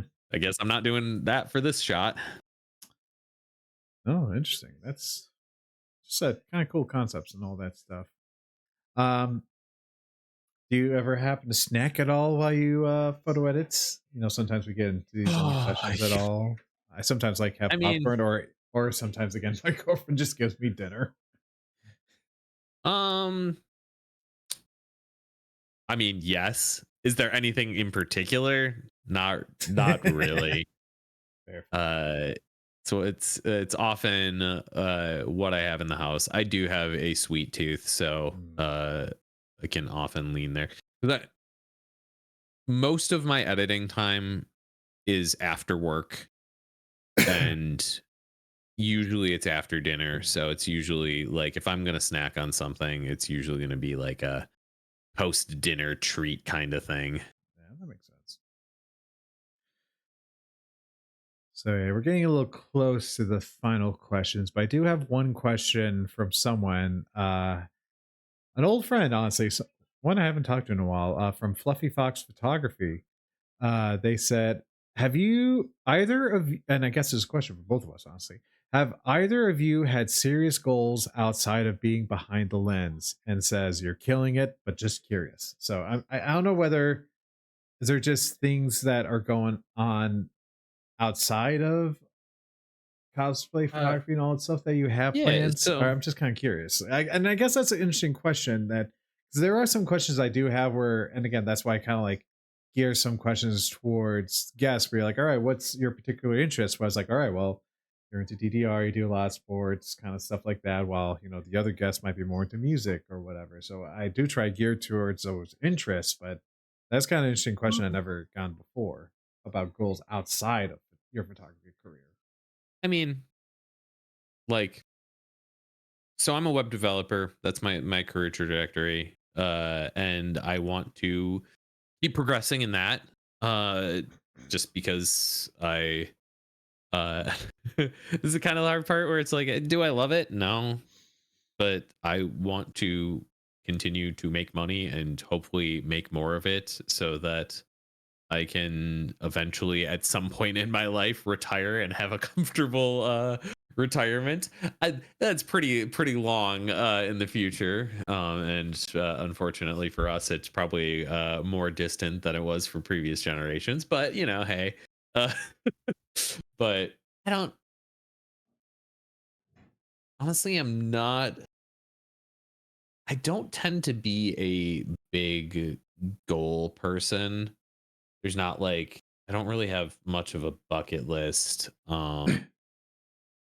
There's stuff I just want to keep on doing things that I find enjoyable. I mean, uh, this is something philosophical where I know some people like to be the kind of person where it's like they connect their personality a lot with the thing that they do, where they're like, and I saw this a lot where people were like kind of had ultimatums for like from cosplay Mhm. during like 2020 to 2022 kind of phase where they're like, okay, I'm done with this because they're like, this is what I do, and now I'm done with that, and now I've moved on, and I'm a different person, Mhm. and I've never really related to that, and I'm like, I'll do things, and if I'm having fun with them, cool.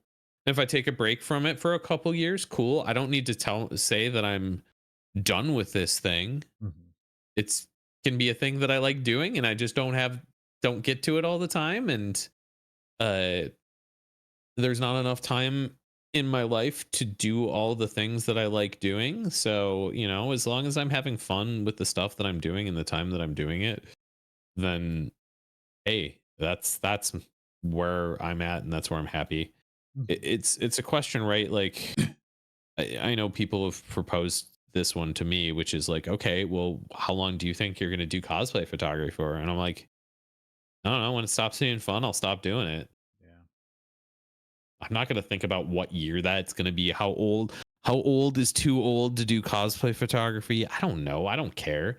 It's a dumb question. Like, it's why does that matter? As long as I'm having fun with it, then I'll do it. Mhm. Um, yeah, No, honestly, yeah, that is a question that has posed in my mind a little bit. And even like I've talked with some other photographers, which is like we definitely know photography is not going to be we definitely know it's not going to be forever. There's going to be a certain moment where either we'll be focused on other things, whether it's just personal life stuff or other genres or whatever. But just let it ride. Just let it yeah. ride. It's why worry about it? Like, it feels there's something I like to call pre-worrying, where it's worrying about a thing that you don't have control about over and can't do anything about, but you're worried about that future thing anyways. And I'm just like, dude, don't worry about that thing. It doesn't matter. Mm. For me, like at least from my folks and such, they always tell me always have a backup plan. So if one thing doesn't work out, always plan for another. And I guess that's with me in my photography, where it's like I'm always open to try new different things. Um, I saw Hanky knock down my wine glass. um, but just more of like, okay, like that's why I kind of like I'm fine with trying to do like other subjects and genres. And I'm like trying to like open myself up to like, all right, let me try to do a little meet up over here. Let me try this concept there. Just trying new things out and see where it lands or sticks. So it's that bit where for me it's like know that it's not forever, but enjoy it where you can, but also find some other avenues just to work with that. So no, that's definitely a big question there, which honestly that's kind of getting good to wrap up on some of my last final questions. Are you thinking at a good wrapping point? Yeah, I'm ready whenever you are. All So right, all if you right. want to keep So going, we can keep going. If you want to wrap up, we can wrap up. no, I'm kind of near the end of my list of questions here. So we could definitely wrap up on the last number of questions that I have here, which doesn't take too much. So um I will just say this, Andrew Vontography, thank you so much for being a guest on my fourth episode. It was great to have here. And honestly, it got very deeper than I thought it would have, especially just so reflective and so That- educational, which I always like for everyone to I have. will anecdote here, or not anecdote, just a little story here. It was very funny. Uh, Calling me Andrew Vontography made me think of this. We had some friends that they came to my wedding, and they went to the receptionist there, and one of them asked where the Vontography wedding was. The Vontography. The So Vontography they wedding, actually because they, they actually thought yeah. that was the last name. No, they just totally like just asked the wrong thing, and they were like, "Oh shit! Oh, where's the Vontography wedding?" Wait, Oh, no. oh goodness. Yeah, Uh, I mean, I definitely know a lot of people Mr. send me Andrew Vontography. a lot of people send me all the shark memes and all that. It's like I know my last Jaws is just a shortened version of my last name, but oh my goodness, the memes and the stuff people send to me, and by association that they think to have there. But no, as I said, it was great to have you. A Oh lot of yeah, great insight, a happy to be here. lot of good talks here. Is there any fun projects that you have planned for the near future? Um, I'm trying to do more location Mm. stuff this summer. Uh, I miss doing location stuff. I mean, it kind of sucks because I feel like my like con schedule ends up getting stacked early in the year. So like by the time like ASEN hits, and I really don't have anything after ASEN. Mhm. So I'm just like, shit. Yeah, and I want to do more location stuff. I want to get out and shoot with more people. I want to just take more cool photos. We'll see. It's going to be a busy year. Uh, I I say this with trying to do all this stuff in summer, also doing Japan I was gonna this say, summer. So that'll be fun and chaotic. what's your And itinerary and what dates? Because you say you're going in the summer, right? we're July-ish? going in June. Oh, My June. wife's Okay. job dictates that we can only go in either June, July, or August. Mm. So uh it's either that or not at all. And people tell me it's gonna be hot, and I'm like, It yeah, I know. I've is. been in the summer before, so Yeah. it's fine. I've had that experience. Um Just drink plenty of water. Was it yeah. We did that Florida last summer. We'll be fine. that Will I be sweating like a pig? Yes. oh Will I same. make it through fine? Yeah, I'll be fine. Like Um was it that was that drink Topa Sweat or I'm blinking on the Bakari name. sweat. Bakari Sweat, yeah, just Yeah. that definitely helped out a lot. Just drinking a lot of water there. Oh yeah. We'll be liberally using the vending machines. Oh yeah. I just Right coming up here. now Sorry. our rough plan is 4 days in Tokyo, Mm, 2 days around Mount Fuji, mm, 2 days in Nagoya. My wife did a homestay there, so we want to go back there. That's specifically why we mhm. were doing Nagoya for a little bit, and then 4 days in Kyoto. That's Okay. the very rough schedule. So If I do have a recommendation, I do recommend doing like a day trip out to Kanazawa, which is sort of like northwest of Tokyo. It's like I think it's a mhm, couple-hour bullet train ride, but it's a nice small fishing town. Um, they kind of got a great, beautiful, like first of all, they got a torii gate and like architecture that is like right mhm, by the station itself. But then you got the fish market that's nearby. You got this beautiful garden. I think it was on like Anthony Bourdain's like tr- travel unknown or one that was one of the locations he visited. He definitely like yeah, enjoyed it quite a lot there. So yeah. that if I So were to recommend something, try to go oh there yeah. if you Yeah, can for a there's a day lot of trip. stuff that's up in the air for us too. So like nothing is set in stone other than the dates that will be there. No, no. Um, so it's really funny because um we are pushing what we are doing this summer because so in June my wife is doing Zeldathon, which is a charity marathon stream. So she'll be doing that. She'll get home from that. We'll have a handful of days, and then we leave for Japan. Mhm. Then we get home, and then we have like 4-ish days, and then we leave to go to Summer Games Done Quick. Oh, dang. So, So we're well, we're probably maxing out what we're gonna be able to do, and we're probably gonna be pretty spent. But hey, it's I'm pretty excited for all the things we have planned. no, perfect. And where can we find you on your social medias? Uh, at Vontog on Instagram is honestly the best place to see my work. At some point I'm gonna rebuild my website and Mm. try and do that as my main focus for posting stuff, so that it can be it's gonna feel better there. But Um, I don't know when I'm gonna have time to work on building that.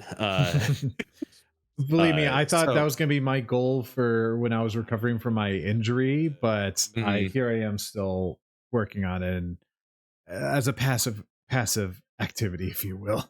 yeah, It's like I yeah, know I need to work on that more as well, but it is what it yeah. is. I'm at least in a good footing, but it's like I definitely know there's so much I stuff I need to do. I killed my website because I was last time I did a major overhaul to my website was when I was around 2018 Mhm. contemplating taking my photography full time. Mm. And so everything was skewed kind of language wise, and what I had up there around that idea of being a business and stuff. And now I just kind of want it to be a showcase. I just want to have a place to post my work that's not tied to social media. Um Yeah, it's a good gallery and just to show the best of your works, and yeah. then I have like my through PicTime, I have my client galleries to which that is more detailed of like Yeah. where people can see some photos or at least previews of those photos. Um. So yeah, I'm on Blue Sky. Vontography on Blue Sky. Technically, I'm on Facebook. I don't really post on my Facebook, so Hmm. they're up not following me there anyways. But yeah, Instagram is the main place. So No, perfect there. Any last words that you want to say to the chat before um you log off? thanks chat for hanging out. Appreciate you guys. It's And been any fun words of being on advice? here. Sorry, I should say as well. Words of advice. Oh, Last words and um of advice or things to say. Sorry, I guess I sorry. yeah. So I mean, we're all about. This was mostly about cosplay photography, and I'll keep it there. Which is, hey, let your passion guide you. Uh, I find that this whole scene is so much more fun when it's led by passion. I find so much more joy in seeing people who are cosplaying characters that they love and seeing that expression and just lean into that. Lean into the joy. Lean into what you love. Cosplay old stuff, even if no one cares about it. Let your own passions be your guide there.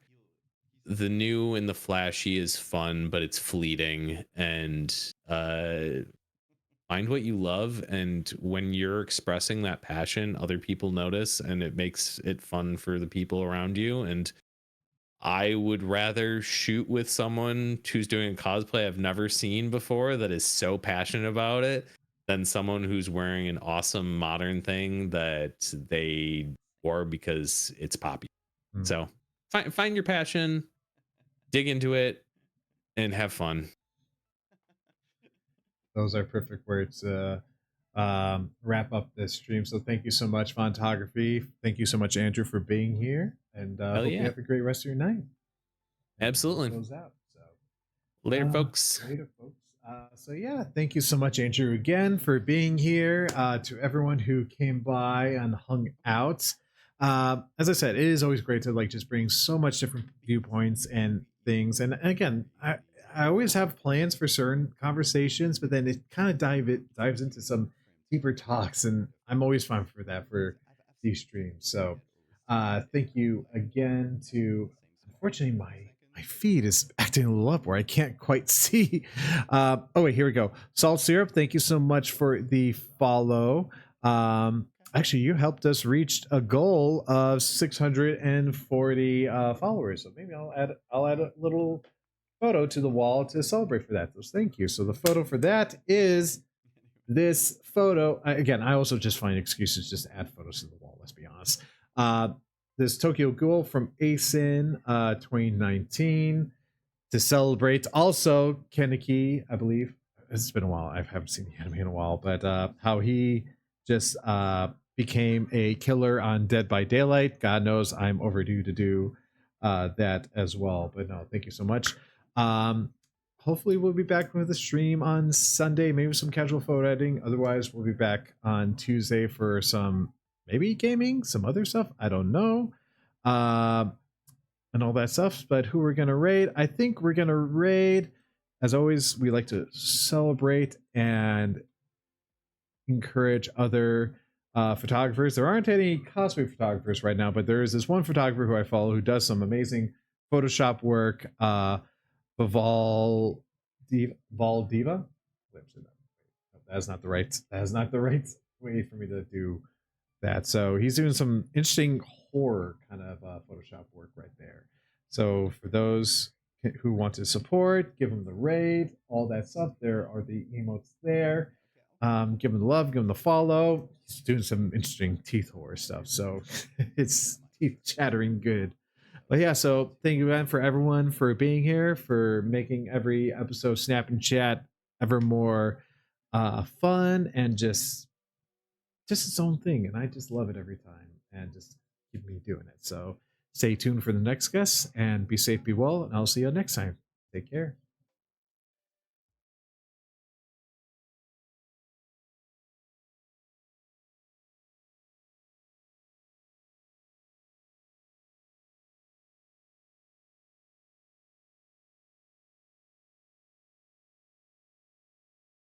never mind. I'm gonna go back. I retract that because I was like, I can't do this without Stuffy sending a follow. I gotta add them to this as well. So, and to give this loading thing as well. So sorry for the little delayed raid reaction, but yeah, your photo, Stuff Y, is this photo right here.